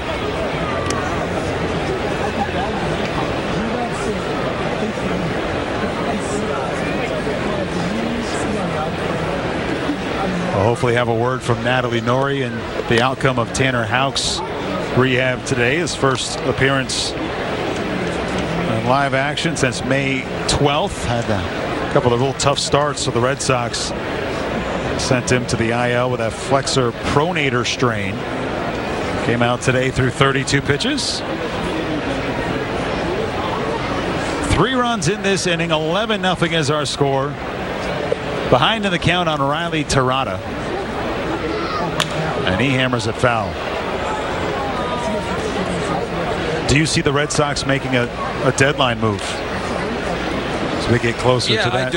I do. I think a lot's going to be determined by how they play over the next 3 weeks when you get into that middle of July. Well, they've got, you know, money's been freed up. They've got the ability to take on some money. And look, they've got prospects. So they've got some enticing people that other organizations would want. I guess the question is, how do you decide which one's the keep and which one's the move? You better have good evaluators. Snow came, my buddies on a text exchange, Jacob Barnes warming up. A note from Bob Nightingale said the Red Sox are 7-1 in this stretch of scoring 4 or fewer runs in 8 consecutive games. They've won 7 of those games. Yeah. Well, their bullpen's been good. What's the adage? Pitching. Yeah. The bullpen's been very good. Weiser came in today. Picked up the save. Chapman's been great for them. Chapman. Whitlock. Got some guys. Talk about old guys. Still getting Chapman's it done. a freak, though. He's an absolute. He's a physical freak. When you watch him and you see him in person, there's a nice pitch. Good off speed from De Leon, and he sets down Terada, but a 3-run dinger for Nathan Lucas sets Buffalo further apart. 11-0.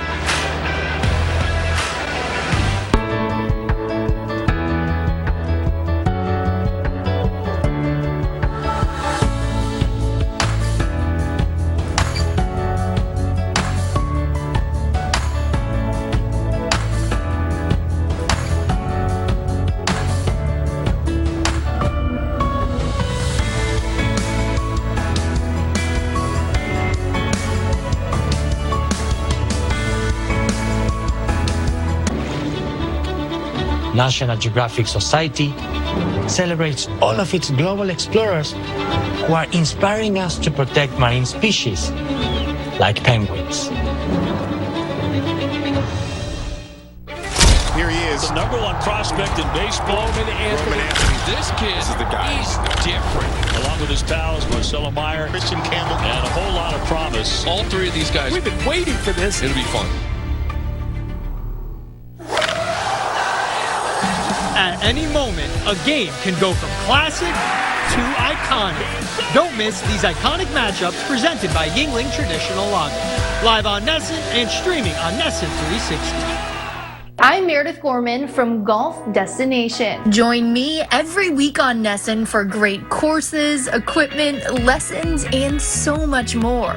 Golf Destination is brought to you by the official rum of leisure, Goslings. Now miss you. Oh, we go to the bottom of the 5th inning. 11-0 Buffalo. Roberto, the Rockets got the championship belt. Well, we are contractually obligated to hear from Natalie Norrie at least twice per broadcast. So let's bring her in for hopefully an update on how Tanner Houck felt today. Natalie. Yeah, thanks so much, Jay. It was obviously very nice to talk with Tanner Houck as he spent a little bit of time with the Woo Sox a few years ago. He was in great spirits coming out. He said he felt good. He felt strong, felt healthy physically. He felt that everything was kind of where it was supposed to be right now. As far as, you know, his location and how he was throwing pitches, he felt that the slider was something he was focused on. He said that he was able to kind of throw that with good velocity and good shape, whereas before he kind of felt it was too depthy. So in terms of all that, his windup, you know, he's pleased with his game. He said, of course, by no means he's complete, but just happy with where things are at. But in terms of next steps, his next rehab start will be with the Woo Sox in Scranton next Tuesday, and then Sunday after that as they try to stretch him out and get him on that 5-day rotation. But he's happy to be, you know, in this stage, taking things one day at a time. What's even more fun, Jay and JP, is he was talking about Max Scherzer and said growing up he was actually someone that he watched and he looked up to, and being, you know, both members of the University of Missouri, he said he looked up to him for a very long time. So to be out here with him and just see him competing, he knows what kind of guy he is on and off the field as they work out together in the off season. But really cool full circle moment for them both, and obviously great steps for them as they make their return to MLB. Great stuff, Natalie. Thanks so much. A lot to digest there, JP. Let's start with the good news. Tanner Houck said he felt good, felt like things went according to plan today. Nothing better than that. As long as the player feels good, you know, there's no residual effects of the injury. That's a confidence thing, and he can go a little longer next time out, trust his stuff a little bit more, have a little bit more confidence in finishing his pitches. So that's a positive report. Tyler McDonough, strikeout victim number 8. The guy with the only hit today, nasty cutter from Max Scherzer. You know, I said this last night. You can always tell when a big league is on rehab. He's got the big league pants on. Right? Everybody else is wearing their AAA pants, but he brought his big league pants from Toronto. Are we still doing the big league, minor league balls too? Oh, you know, yeah, that I don't even know. Made in different countries. But look at Scherzer. He's the only guy with the stripes, and that's going to be it. Scherzer hit 75 pitches, so that's a hard stop. And he'll get a round of applause from the Worcester faithful. Glove taps, pats on the back all around. A one-hit performance, and now a standing ovation for the future Major League Baseball Hall of Famer, Max Scherzer, on his way back to the big leagues.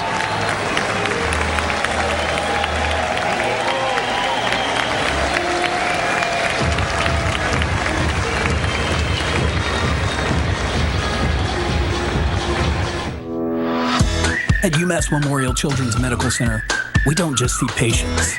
We see dreamers, musicians, explorers, inventors, artists, and future doctors. We provide big league care so every child can have a future as big as their imagination.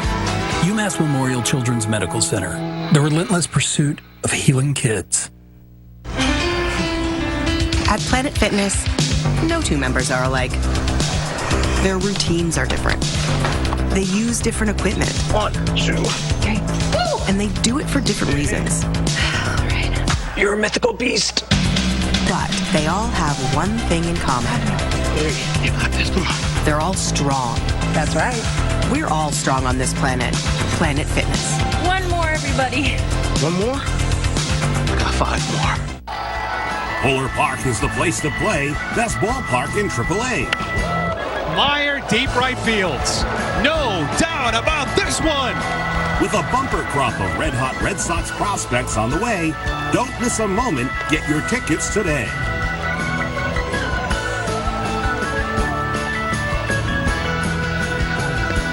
Visit WooSox.com or call 508-500-8888.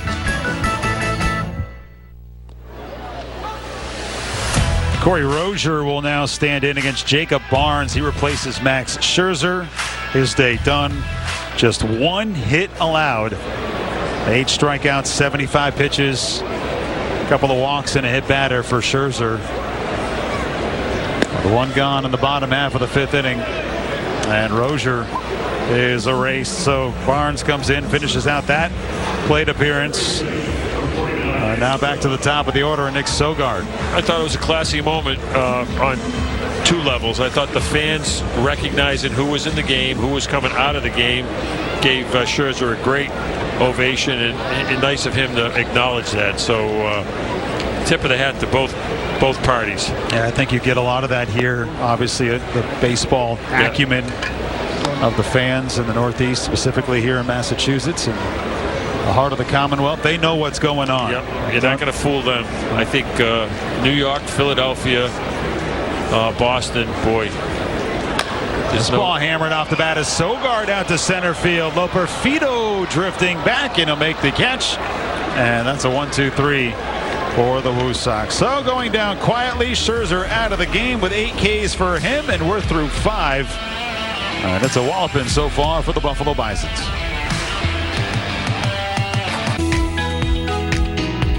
Fans, win big with the Red Sox Foundation this season through the 50-50 raffle. Whether you're at the ballpark or at home, don't miss your chance to play.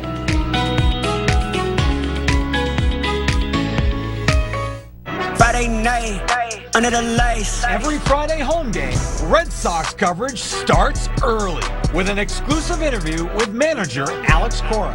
Friday night Fenway, only on NESN, fueled by the Friendly Toast. If you struggle to keep up with conversations, if you have trouble hearing the TV or radio, or in restaurants, Audion Hearing Aids wants you to hear better, because when you hear better, you're going to feel better. The average cost of hearing aids is nearly $5,000. But what if you could buy a full pair of rechargeable, wireless, almost invisible, comfortable, high-quality hearing aids for only $99? Well, with Audion Hearing Aids, you can. So here's something you should know. Most of that price tag is for doctors and audiologists, for fittings and follow-up appointments, all unnecessary for people with mild to moderate hearing loss. Audion has similar technology to many of those $5,000 hearing aids. Order your full pair of high-quality hearing aids for only $99 right over the phone today. Plus, when you order today, Audion will give you a free hearing accessory pack, money-back guarantee, and you can try them risk-free for 45 days. They make a great gift. To order, 1-800-853-0138. Oh, this is the story today. Max Scherzer threw 4 1/3, just 1 hit, and JP 8 strikeouts. He was really, really good. I mean, good fastball, good breaking ball, threw his change. Challenged his change split. Another one right there. I mean, everything was really working for him tonight. He only had a few batters where he wasn't himself. He only had a couple of miscues here and there, but for the most part, outstanding performance, and he's ready for Toronto. What a great moment there as he said goodbye, saluting the fans, and the Woo Sox go back into the bullpen. Hobie Harris will come on. De Leon with 3 1/3 thrown to get us through those early now into the middle innings. It's the second appearance of the season for Harris. Came up with the Nationals organization.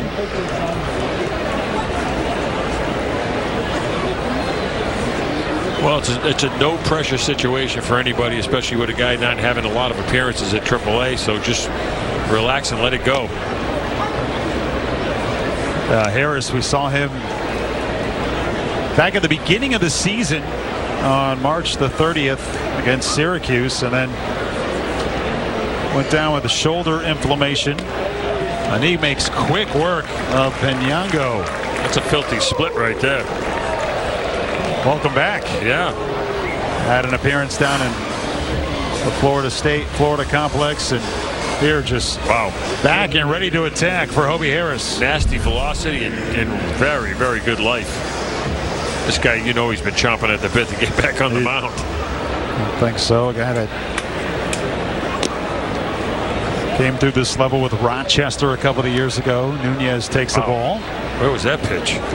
You want to challenge, JP? No, but I mean, come on, JP's buddy. It's tapping top of his beautiful 11-0. hair. Come on. Well, that's one of my issues I have. There's a hard line drive base hit past the dive of Grissom in the left. So Nunez is on for the second time today. When you have such a rigid, and look, the umpires can't give an inch here or there because they're evaluated on every pitch, and you don't want to ruin your strike percentage. But there has to be. There's got to be some a give. Feel for the game. Has to be. You know, I mean, you don't want to have Ken Kaiser's strike zone, which is 10 feet outside or inside, but it's got to be a little bit of field. As the pace of the game has been so prevalent. I remember we got into one of those situations a couple of years ago when they first put the system in, where the auto balls and strikes were called, and you get a position player pitching in the 8th inning, and they can't throw a strike, and the umpire can't help out the system because he's not allowed to make the call. Nice pitch here by Harris. That was a power sinker. Yeah. Wow, that was a really good pitch.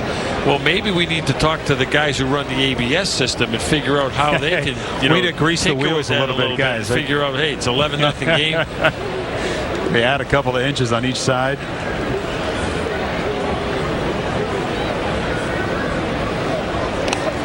Yeah, that was sort of one of the things I really enjoyed when you're watching baseball as a kid. Okay, what's the zone today? I don't know if this drives people crazy, but each day's different. Right? Sometimes you get a pitch on the outside corner, sometimes you don't. Splitter from Harris. He's looked sharp. He's got good stuff. Harris got to the big leagues in 2023, 16 games with Washington. Was a Rule 5 AAA phase selection for the Red Sox last year, and a swing and a miss. A nasty pitch by Hobie Harris for his second K. He's throwing a power split at 85 to 87, and not only is it velocity-wise good, but watch the depth on this thing down. He's fired up. Yeah. Well, listen. Out of adversity comes opportunity, so take advantage of it. Now Josh Rivera, the number 9 hitter. The big second inning where the Woo Sox walked in 3 with the bases loaded. And a couple of scratch infield singles set things awry to set the tone for this one. High fly ball out to left center field. Rozier laterally to his left makes the catch, and Hobie Harris with a nice return here to Polar Park. Strands 1. We go to the home half of the 6th inning. 11-0.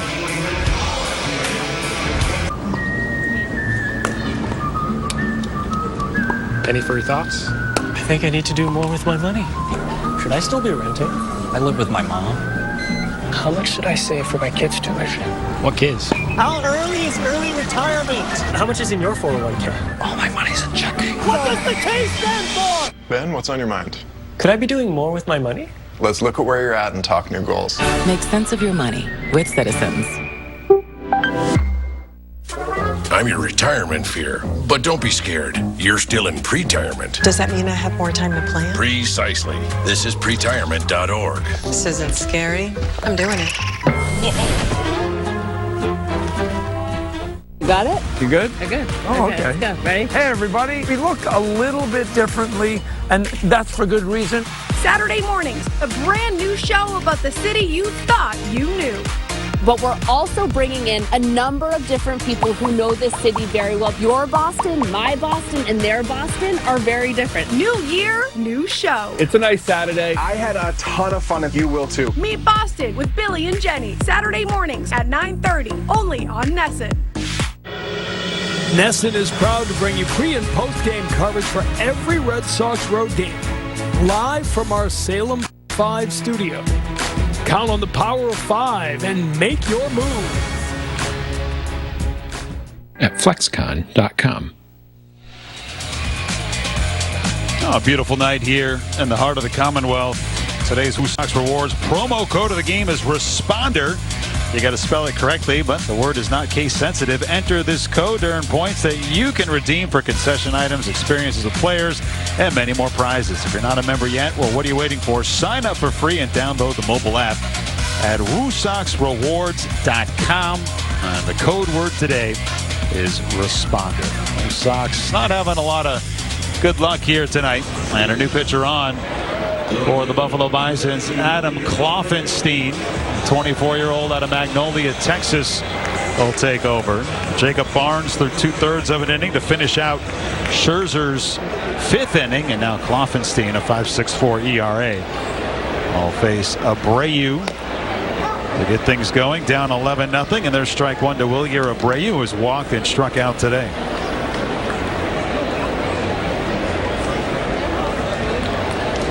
JP, I'm going to highlight where things went wrong today.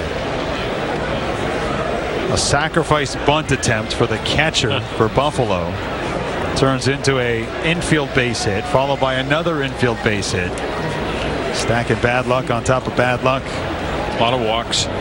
That doesn't help. Here's the 0-2 to Abreu, swing and a miss. And Wilyer goes down on strikes, one away at the bottom of the 6th inning. But the story, Houck, 32 pitches. The report from Natalie Norrie is that he felt great. Also, really kind of some kismet here to be matched up with an idol of his out of the University of Missouri, Max Scherzer, who throws 75 pitches, 8 strikeouts. I don't think there seems to be a reason to give Scherzer another rehab start. He's not going to want to waste his bullets down here. He's going to want them up there, and they're going to want the same thing. And on a positive note for the Woo Sox, you know, they've been playing really, really well, but Houck walks out of here feeling good, and Abreu looks healthy. So two contributors to the big league club that head in the right direction. We are glass half full. Here's a swing and a high fly ball off the bat of Jordan out to right center field, and it is out of here. Blaze with his 2nd home run of the season. And the Woo Sox will not be denied tonight.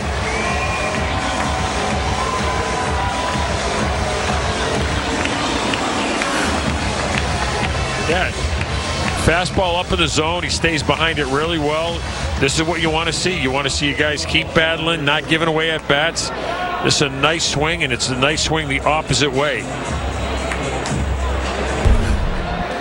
How about that for power for Jordan? We had the first home run for Blaze Jordan against Rochester on the last homestand. He did so when we had his parents on the telecast. That was pretty cool. A nice moment. And now Grissom rips one foul. And hearing from manager Chad Tracy today, one of the things that he really enjoyed about Jordan's success is he says, look at the strikeouts, or maybe the lack thereof.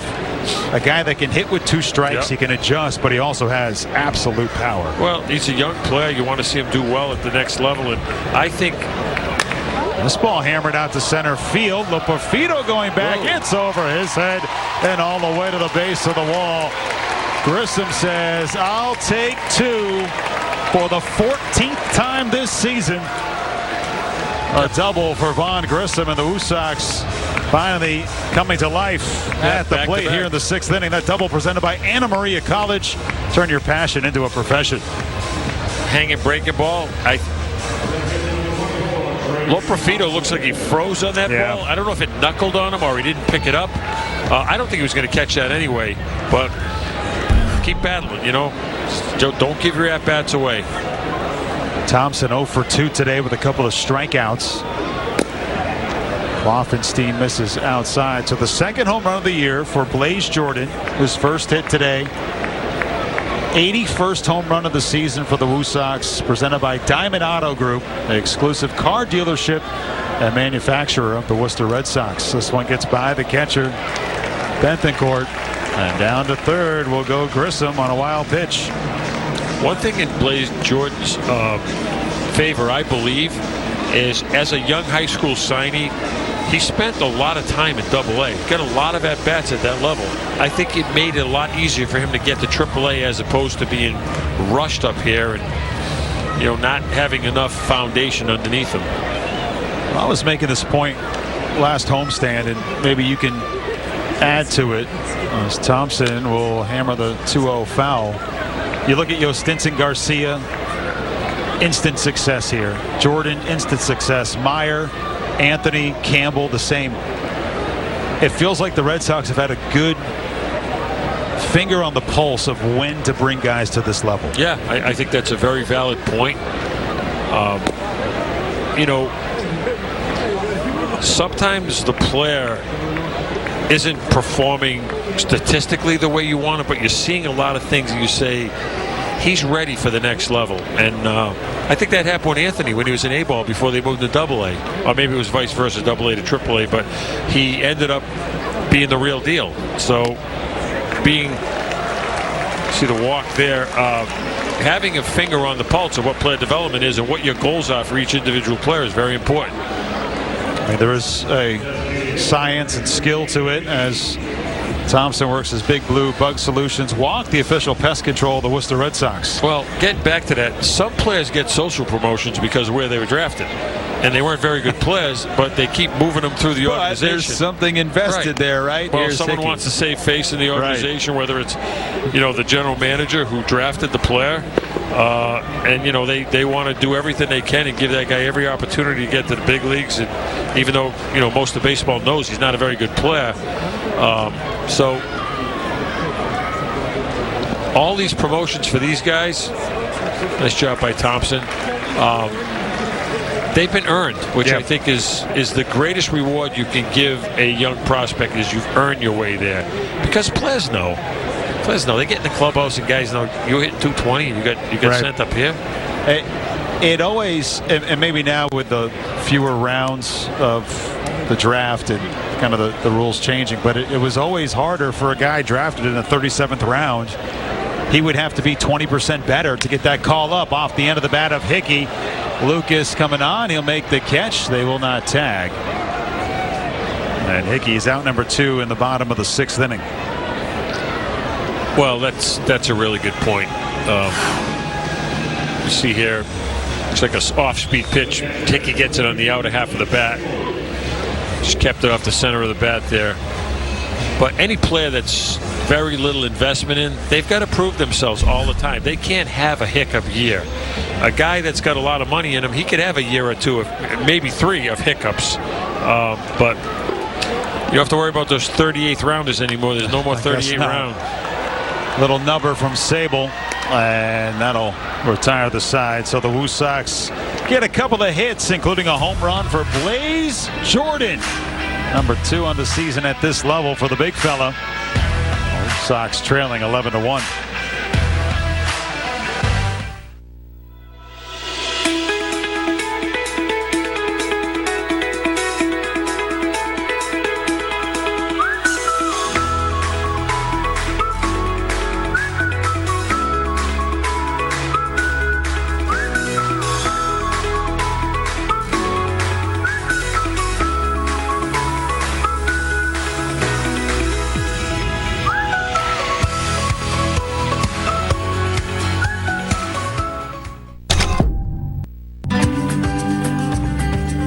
For more than 65 years, Flexcon has been an innovative, worldwide manufacturer headquartered in central Massachusetts.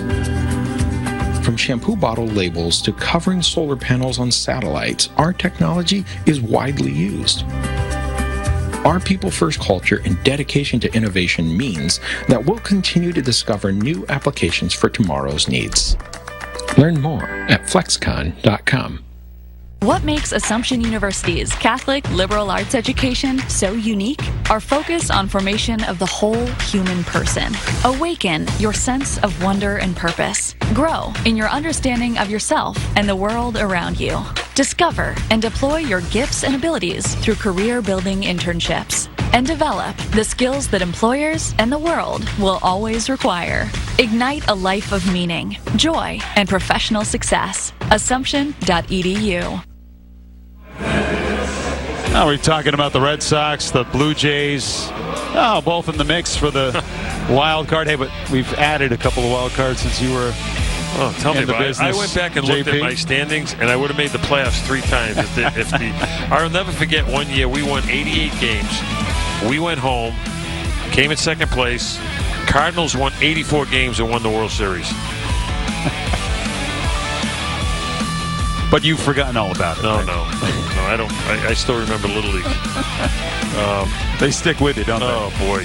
I used to tell everybody, it doesn't matter if you're on a yellow school bus or first class team plane. A loss is a loss. Brendan Tolucci will come on in to pitch for the Woo Sox. 6'4" lefty, 26 years of age, out of Philadelphia. Facing the top of the order for Buffalo. Woo Sox getting on the board on a home run from Blaze Jordan. Made a nice transition to AAA. And not bad. Jordan, 14th game of the season. At this level, over 300. Hasn't looked outmatched, overpowered. No.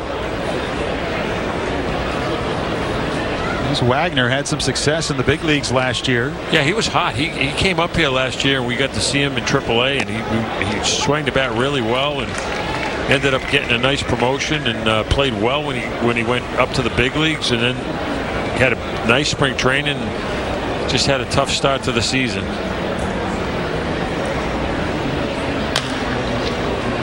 Puts this one on the ground to McDonough, and there's one away. Top of the 7th inning. Wagner has scored twice today prior to that ground out. He had an interesting note, Will Wagner did. He made his major league debut last year on August 12th. Yeah. But then later in the month, he appeared in the resumption of a suspended game from June. So it appears as though his MLB debut was actually in June before he got to the big leagues in August. Wow. Little quirk. Yeah, that is a quirk. And I heard another one today that I wasn't even aware of. They were talking about Devers. If Devers made the All-Star team in the American League, even though he's in the National League, he would have to play for the American League. Is that a fact? That's what they were talking about. I don't know if it's a fact. You're a man of reputable. No, I'm kind of background. I'm grasping on this one, but I don't remember that ever happening. Do you? I'd have to fact check that one. I did not hear that. And isn't this the year they're going back to wearing the team's uniforms? Imagine if Devers, I like that. Imagine if Devers has to play in a Red Sox uniform. Oh my God. That would be I'm going to sit this one out, right? Yeah. I like the individual player uniforms, don't you? You mean wearing the team uniform? Yeah. I love that. Yeah. You know, when you were a kid, especially being from New England, we never saw the National League. Yeah. So the only seeing time a Pirates uniform was weird, right? It was All-Star game was like wow, and if it wasn't for the game of the week, you wouldn't have seen Willie Mays and Roberto Clemente, and now anybody can find a game at any time. There's nothing new, but man, when you saw the National League, you were like, wow. And there's a little bit of hatred there. Oh yeah, right? This game's a little faster than the American League. Of course, you had different presidents of each league, and obviously the rules.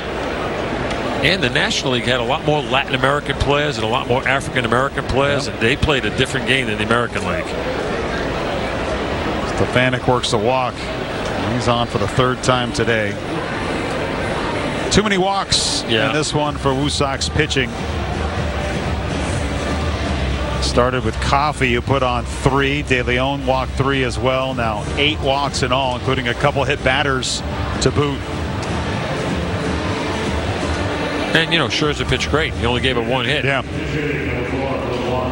Like that's our takeaway today. Scherzer and Houck both appearing to be in control. 75 pitches for Scherzer and 4 1/3. The pitch count so high because he struck out 8. I have no idea why the Woo Sox are holding this runner on. Well, I alluded to the epic cinematic comeback earlier, right? Down 10. This is Phil Clark who comes in to replace Lucas. Yeah, I'm writing the story right now. You're writing fiction. Crazier things have happened in this world. Although it just doesn't feel like the energy is there at this juncture. So day is done for Nathan Lucas, by the way. Subplot, Abreu, a couple of strikeouts and a walk. A good play made in right.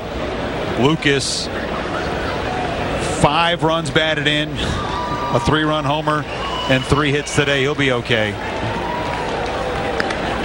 A hard throw on the runner at first base. That's why you're holding him on, keeping him close. Yeah. The big league guys on rehab assignment are getting their work done, and they're being productive. So that's got to be good for the parent club. A hard fastball, like Chalucci.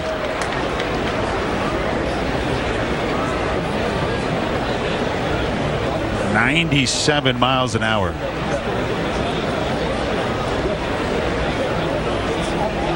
First at bat for Clark, and he works himself a walk. So back-to-back walks with 1 out in this top of the 7th inning. Apropos for the way things have gone today. Jay Burnham, JP Ricciardi, Natalie Nori with you so far in this one. Sox just 3 hits.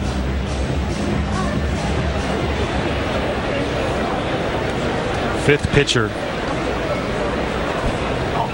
utilized by Worcester thus far. Perfito fouls off the first one. That's a healthy cut right there. These are the things talking about cinematic backdrop. The Red Sox trade their cornerstone player and then have to go play at the team they traded him to a few days later. Yeah, you can't make that up. Got San Francisco this weekend. We talked about Max Scherzer today. Yeah. Justin Verlander coming back for the Giants. Those are 2 guys I wonder how long will they be able to keep it going in their careers. I mean, you pitch it to your 40s. That's amazing. Yeah. Especially the way they're power pitchers.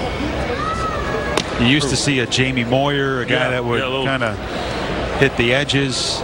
Gaylord Perry, when Gaylord Perry first came up, they said he threw really hard. And I remember at the end of his career, it was more of a touch and feel, make you think he's throwing a spitball, all the kind of movements. Nail file. Yeah, really changed the way he pitched. I find that amazing about pitching is the guys that can recreate themselves, the guys that were one-dimensional and just threw hard but couldn't back it up, back off.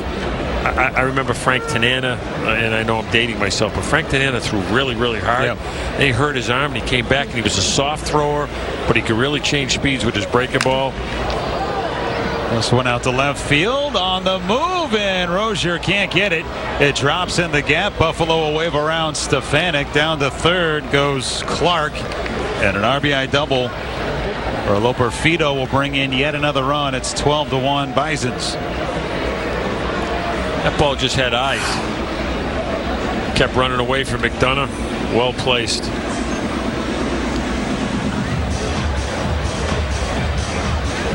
And just split the outfielders right here.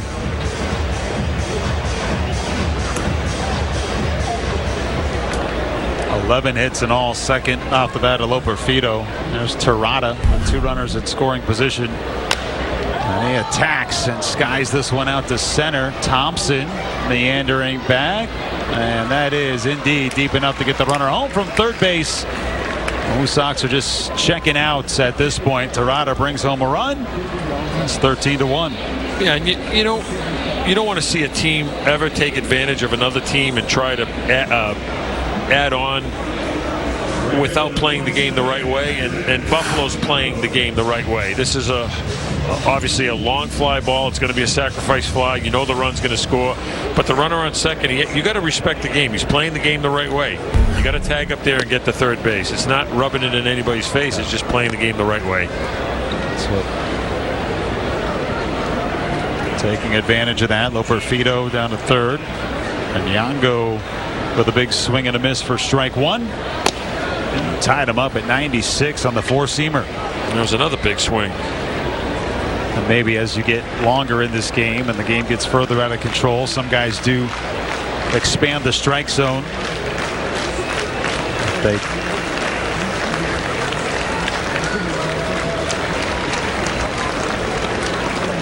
0-2. Strike three. Fans like that one. Lucci gets the K. A couple of more added for Buffalo. Stretch time from Polar Park. Girls' night out? After a week of work, I want to be there. But I wasn't always able to be, depending on what I had in the bank. Then I switched to DCU and opened their free checking account. Now I get my direct deposit up to 2 days early, and they even refund the fees from that overpriced ATM in the back. I work hard for my money. A checking account from DCU helps me keep more of it. What will DCU mean to you?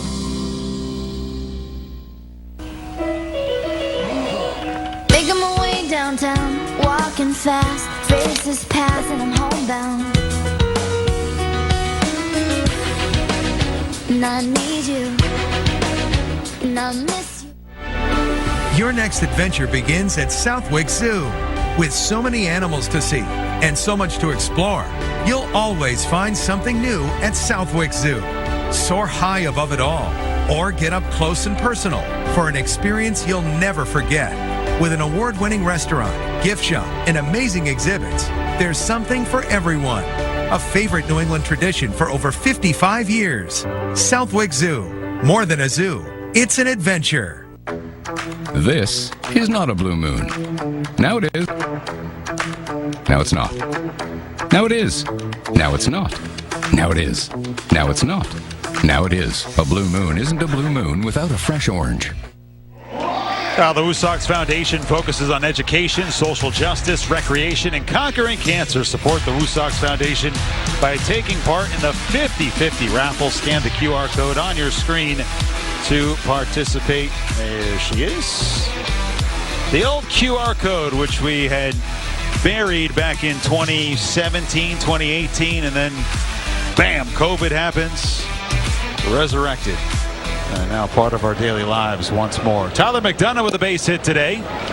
I'll take down and in for ball one. 13-1 is our tally. Bisons using Scherzer, Barnes, and Adam Kloffenstein. Good news for the Worcester Red Sox in terms of the kind of pitching inventory that you have going forward. Right-hander Robert Stock gets the start tomorrow against Anders Tolhurst with a 6 ERA. Stock pristine 3-2 with a 3.04. He's been one of the more consistent pitchers, or maybe the most consistent in the starting rotation for the Woo Sox. Swing and a miss on McDonough.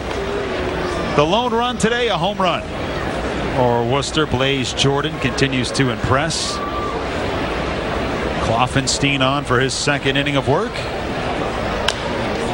McDonough flies it out to shallow center field.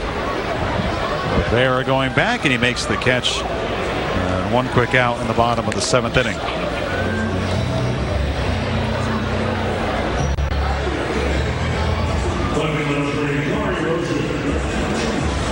Other good news for the Red Sox. Heard Alex Cora the other day on his radio hit talking about the potential return of Jordan Hicks.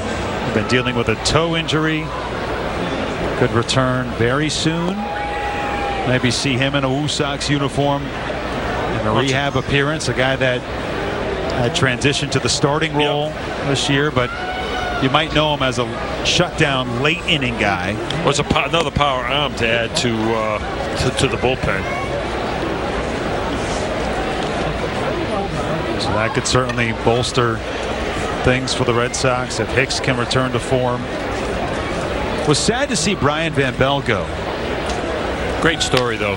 Ground ball to the right side. Stefanik is there. And there's 2 gone as Rozier grounds out. And it's not as though the Red Sox wanted to get rid of him, but sometimes you're that guy that gets added to the 40-man, and then the numbers crunch happens, and you're the expendable part. And that's what happened with Van Bell. Well, he'll get a chance in Cincinnati. Exactly, which is a nice move for him. That was a great story.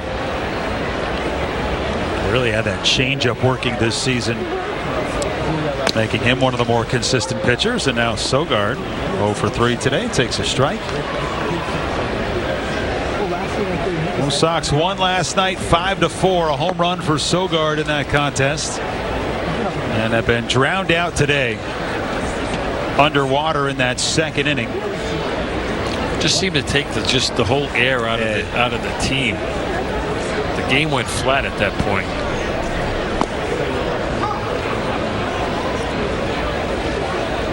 We got a challenge on this strike call for Sogard. So last challenge available of the game unless Sogard gets this right. Pitch was called a strike. Sogi thinks it's a ball, and it is indeed. That's the kind of night it's been. Strike, yep. I feel like the challenges are getting closer. Like guys are now, you don't see a challenge that's 5 inches off the plate. They're all 2 inches or closer. Sogard takes ball 2.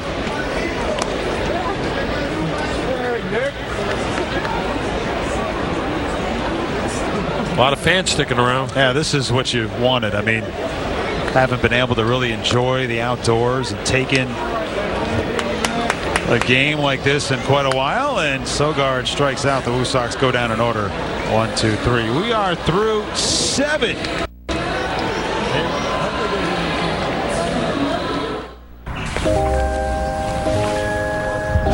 Care. It lends a hand and makes things better. It's there when you need a friend and always keeps you going. Care. It's what we believe in. Fallon Health. Care and coverage that goes further.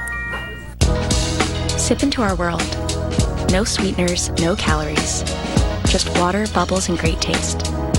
Polar Seltzer's sparkling playlist includes the southern charm of Georgia peach and the crisp beats of cranberry clementine. It's water, but fun. Fruity, yet effortless. Endlessly effervescent. Refreshingly natural. Polar Seltzer. Find your sparkle. Look for Polar Seltzer near you. Hi, I'm Michael Welch, CEO of Unibank. We're pleased to invite you into our new full-service branch across from Polar Park in Worcester. With our newest branch in Central Mass now open here in the Canal District, we want to be the financial institution of choice for local businesses, consumers, and nonprofits. Come meet our team at 1 Green Island Boulevard and enter to win free Worcester Red Sox tickets all season long. Bank different, bank unique, Bank Unibank. Oh, we got a lot in store for the rest of June, heading into July here. Second half of the season begins. The Blue Sox on the road at Scranton, then return home on July the 1st to take on Syracuse. That'll be your kind of July 4th, ramping up to that actual July the 4th that we talked about with the special fireworks and fun here, although the team will be on the road, but you get the first, second, and third. Typically some of the biggest days of the year. We got a pitch comm issue perhaps as we start the top half of the 8th inning. And the good news on the report from Natalie Norrie was that Tanner Houck is scheduled to throw by that report Tuesday and Sunday to kind of bookend that upcoming road trip against Scranton.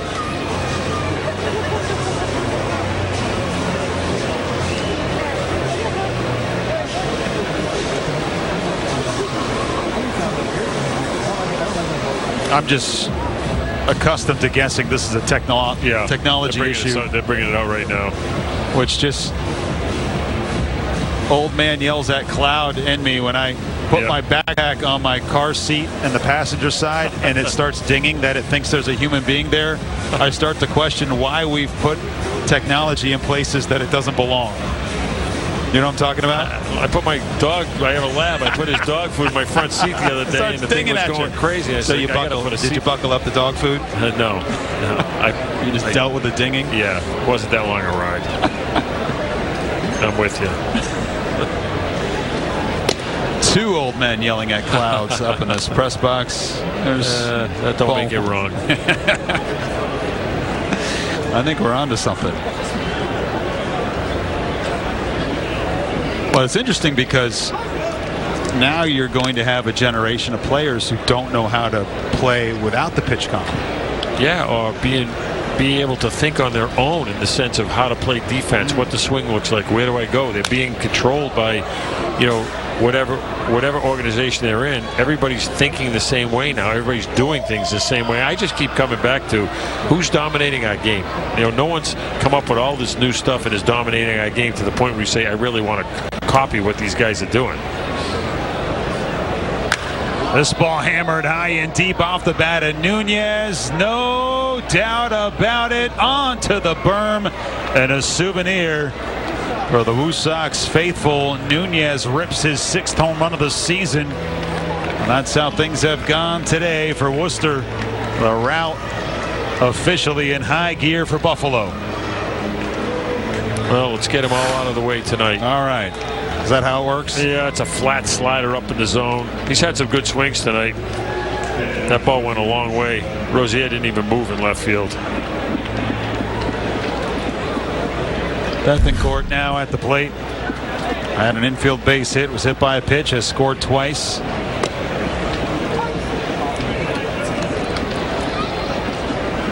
$14 runs on 12 hits.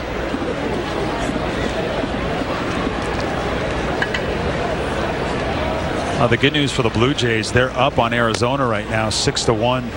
About the turnaround for Dante Bichette. Had his 10th home run. He had a terrible season a year ago. Yeah, he was banged up too. There's a lot of injuries. It's another guy who's a good player. Just injuries kind of hampered him, and first time in his career has really been banged up and wasn't getting consistent at bats. But really good player, and for them to go offensively, Guerrero and Bichette have to be at the top of what's happening. Let me throw this comparison at you.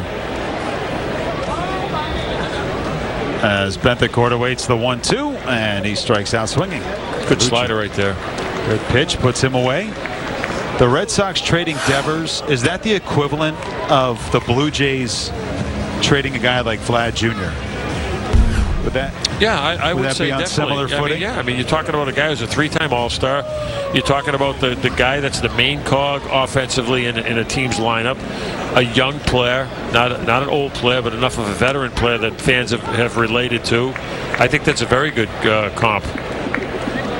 Of course, Vlad Jr. got that big contract extension. Was that last year, beginning of this year, perhaps? Year. Yep, this year.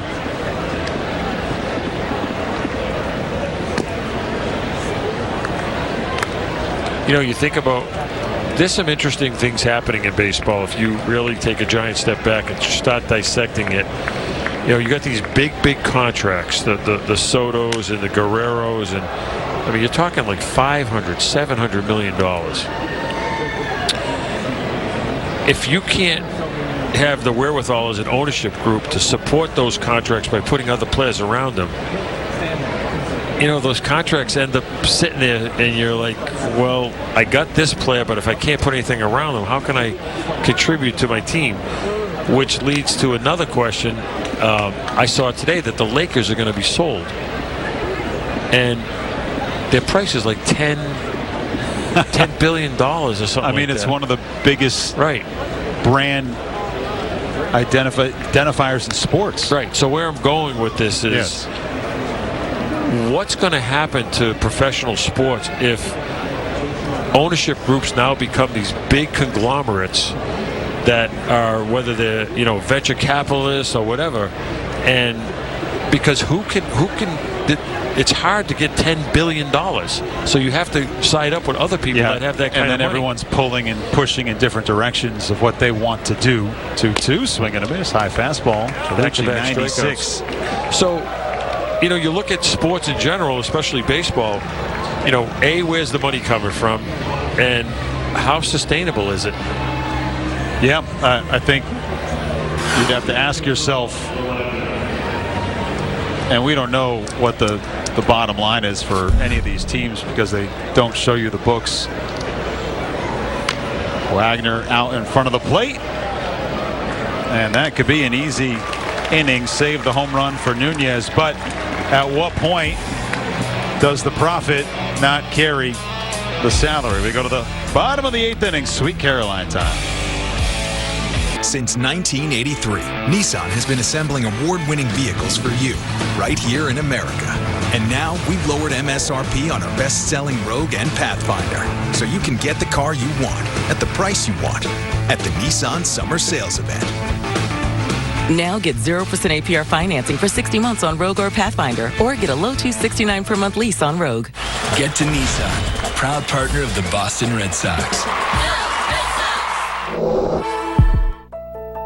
Statistics show that roughly 20 veterans die by suicide every day in the United States. And each day, over 1,000 dogs are euthanized in shelters across the country.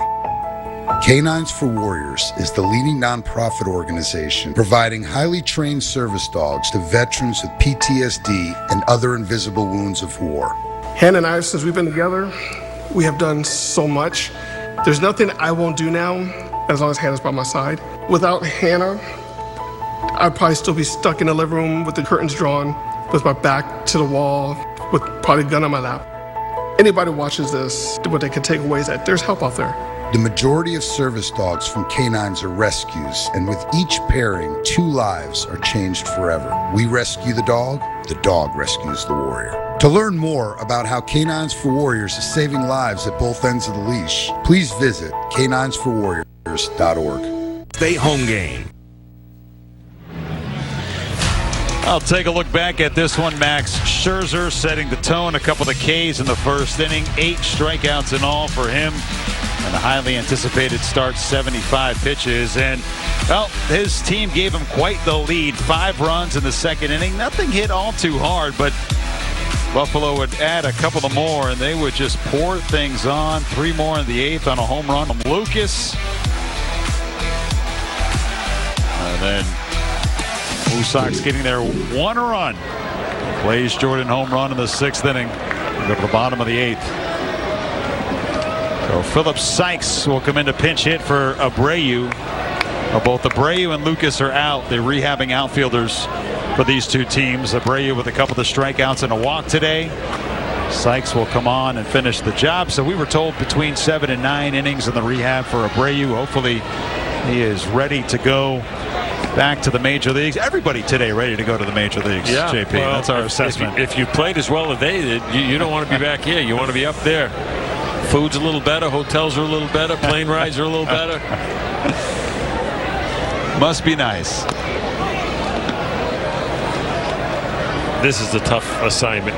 Sykes getting sent up here, and I know you're trying to be professional about this, but you sit there all night, and you got to get hot real fast, and not an easy assignment. Kloffenstein has come on and done a nice job in replacement of Scherzer and Barnes. Throwing strikes. Yep, throwing strikes, throwing hard. Retired the side in the 7th inning. He's retired now 5 in a row. As it stands right now, Barnes would be the guy that gets the win, as Sykes thought he had ball 4. Scherzer went 4 1/3, then Barnes came in after Scherzer threw his 75th pitch of the outing. We'll be back at it tomorrow, 6:45 first pitch.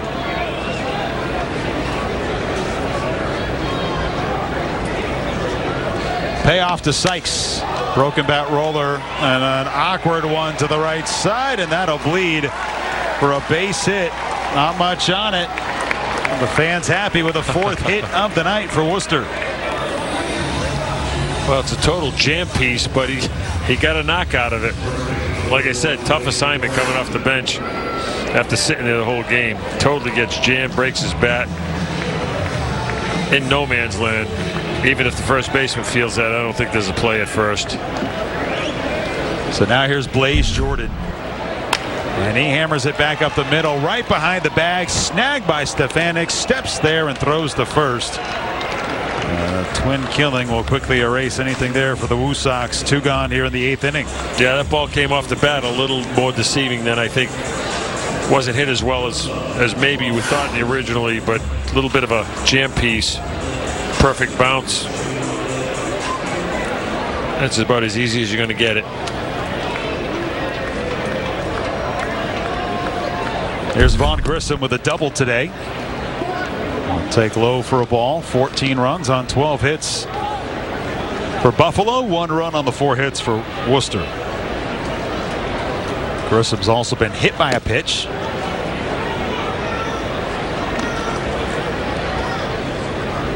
Let's see, we covered Van Bell. We covered Nate Eaton getting called up.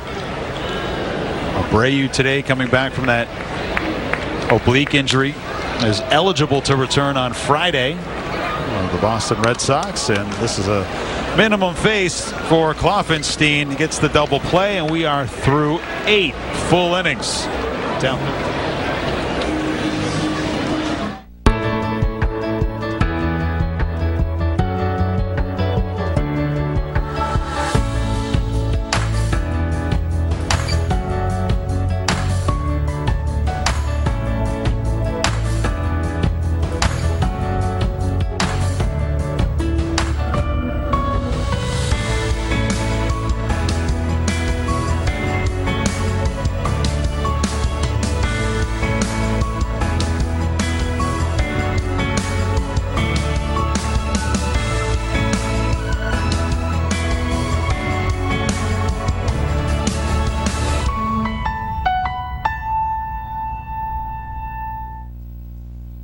Smiley Ball has a busy schedule supporting the Woo Sox and entertaining guests at home. But when it comes to his home's maintenance, Rodenheiser is his all-star provider. Rodenheiser excels at providing residential home services, ensuring your home is safe and comfortable all year round. Because taking care of your plumbing, heating, AC, electric, and remodeling needs is what we do best. So we can all relax a bit more and focus on the game.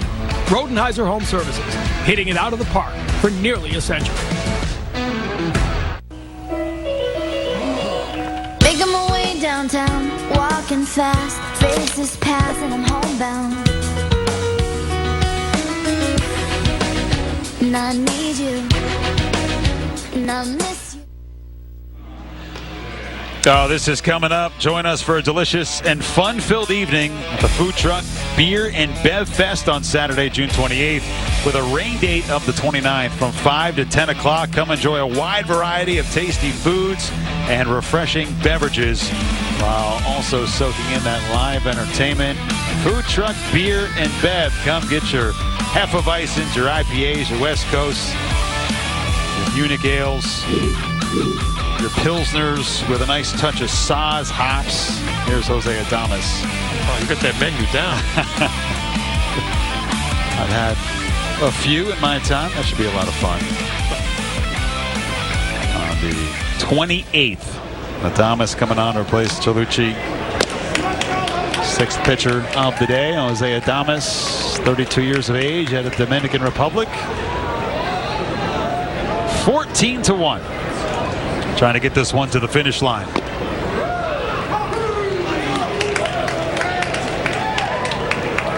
Also talked about Richard Fitz and his outstanding performance here last night.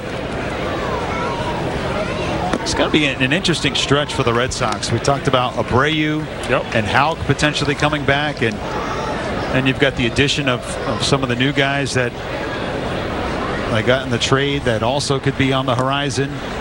And Adames makes quick work of Stefanik. And then down the line, Alex Cora said, hey, Alex Bregman isn't quite there, but could be here soon. So good news all around. Let's go down on the sidelines and check in with Natalie Nori. Natalie. Jay, we just had the pleasure of speaking to Max Scherzer after that outing, which of course was very cool to see. But, he talked to us about tonight, just saying that he felt good. He actually got his pitch count to where he wanted it. He said his last time out, he threw about 56 pitches, whereas tonight he said he was around mid-70s. So he checked that box as part of the recovery, the road back to the MLB. But, he said he felt that he threw the ball better than last time. A lot of good outs. He said he felt like he liked to get the walks down, but he said it's not about results, more about the process. He continues on and how things feel. He said tomorrow is more important day than today, just to see how things feel physically. He said, until I'm in major league games, recovering from major league starts, I don't feel like I'm out of the woods yet. And tomorrow, again, bigger day than today because it's about that recovery. So he's got his eyes on the prize, a step closer to where he wants to be. As far as today, small sample size, pleased with where things are, but, quote, doesn't feel like he's out of the woods yet. So we'll continue to see him make that road back to MLB. All right, good stuff. So let's digest that for a second, JP. That did not sound like, hey, I'm ready to go. Send me up. Well, being let a him little more spend the night cautious. at AAA hotel, and I guarantee you he'll be saying he wants to go back we got great accommodations here. Punched on the ground, right side. Nice McDonough with a nice play from the outfield grass. 2 gone in the top of the 9th inning. So I think as I read that, you say, okay, let me see how I feel tomorrow when I wake up. Does the thumb feel A-okay? Yeah. I think that's a big part of it. The after effects of a start. But boy, I can't imagine him pitching any better than he did tonight and showing that he's ready to go. And there's a real perfectionist level that he brings to the table. Well, no one knows. The player knows their body better than anybody else. So if he feels he's ready, he's going to be able to voice his opinion. But if he doesn't, and he's ready to take another start AAA, I don't see him being here much longer, though. 75 pitches, got to that number that he was looking to get to.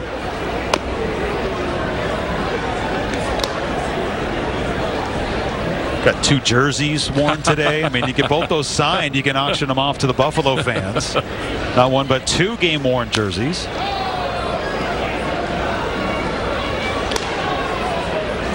Two strikes on Loperfido with an RBI double and a base hit today. So came over at the trade deadline last year. Got some big league time with both Houston and Toronto.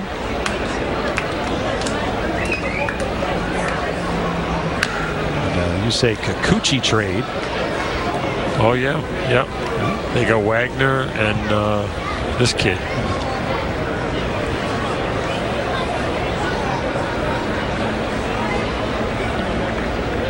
Not a bad deadline return. No. 1-2, swing and a miss. Carved him up. Adames with some nasty stuff. Turns in a solid top of the 9th inning.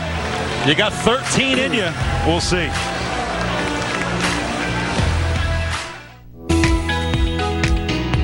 Fans, win big with the Red Sox Foundation this season through the 50-50 raffle. Whether you're at the ballpark or at home, don't miss your chance to play.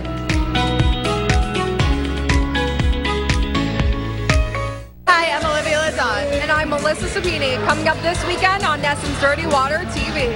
We hit one of our favorite Cape spots, Sun Dancers in West Dennis. It's all part of Dirty Water Cape and Island Summer Tour. We'll take you to the Pilot House, restaurant, and sandwich. At Dino's and Mashpee. And that's all coming up this weekend on Nesson's Dirty Water TV. That's right. Tune in Saturday and Sunday nights at 11:30 because the party never ends on Dirty Water TV. If you love the game of golf, let us take you inside the ropes each week right here on the Fairways of Life show. We'll bring you exclusive interviews with absolute legends. Plus, all of the news from the tour where you'll hear from their biggest personalities and their biggest stars. We will give you access unlike you can get anywhere else. Hey, I'm Matt Adams, host of the Fairways of Life show. Whether we're talking about news, instruction, travel, or equipment, we're going to share a passion for the game right here on Nesson.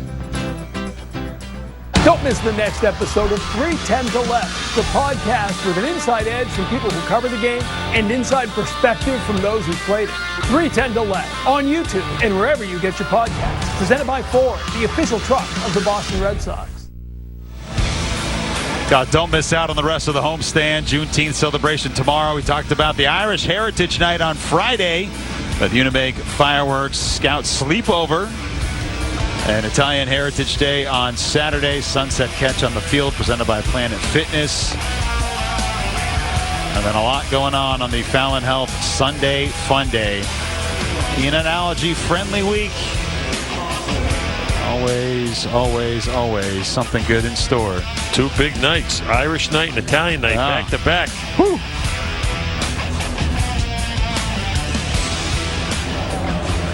Some of the folks have left, but great crowd to get this one started today.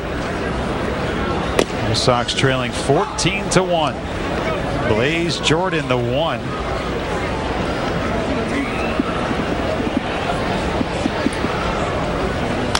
Kloffenstein has carried the load. Yeah, he's done what he's supposed to do. He's come in, he's thrown strikes, he's kept the game clean and kept it moving along.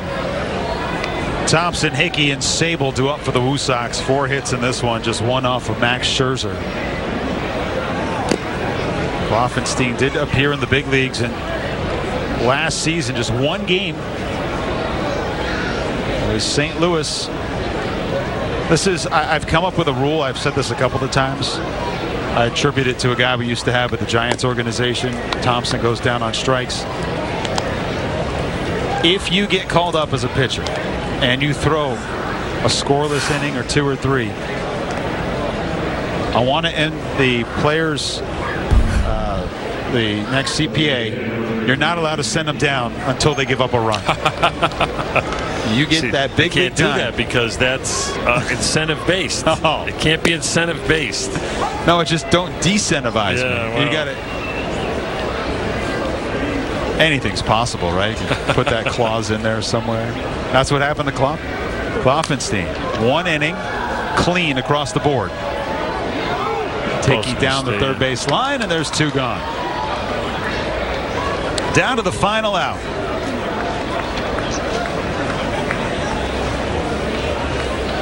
Well, not the game that we had, I guess, anticipated at the start of today.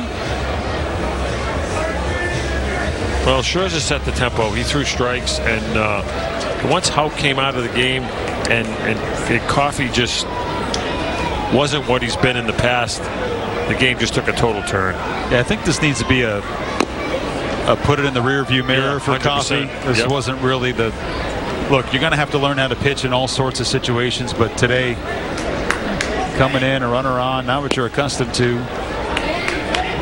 And then couldn't find the strike zone, but you also got hit with those back-to-back infield singles. Yeah, things didn't go well, but like we said, they've been playing very, very well, and this is really the first hiccup they've had in a long time, so just move on. Sable in the air to center field. Loperfido back, and the 8-game winning streak here at home comes to a close. And some tough fashion. 14-1 the final.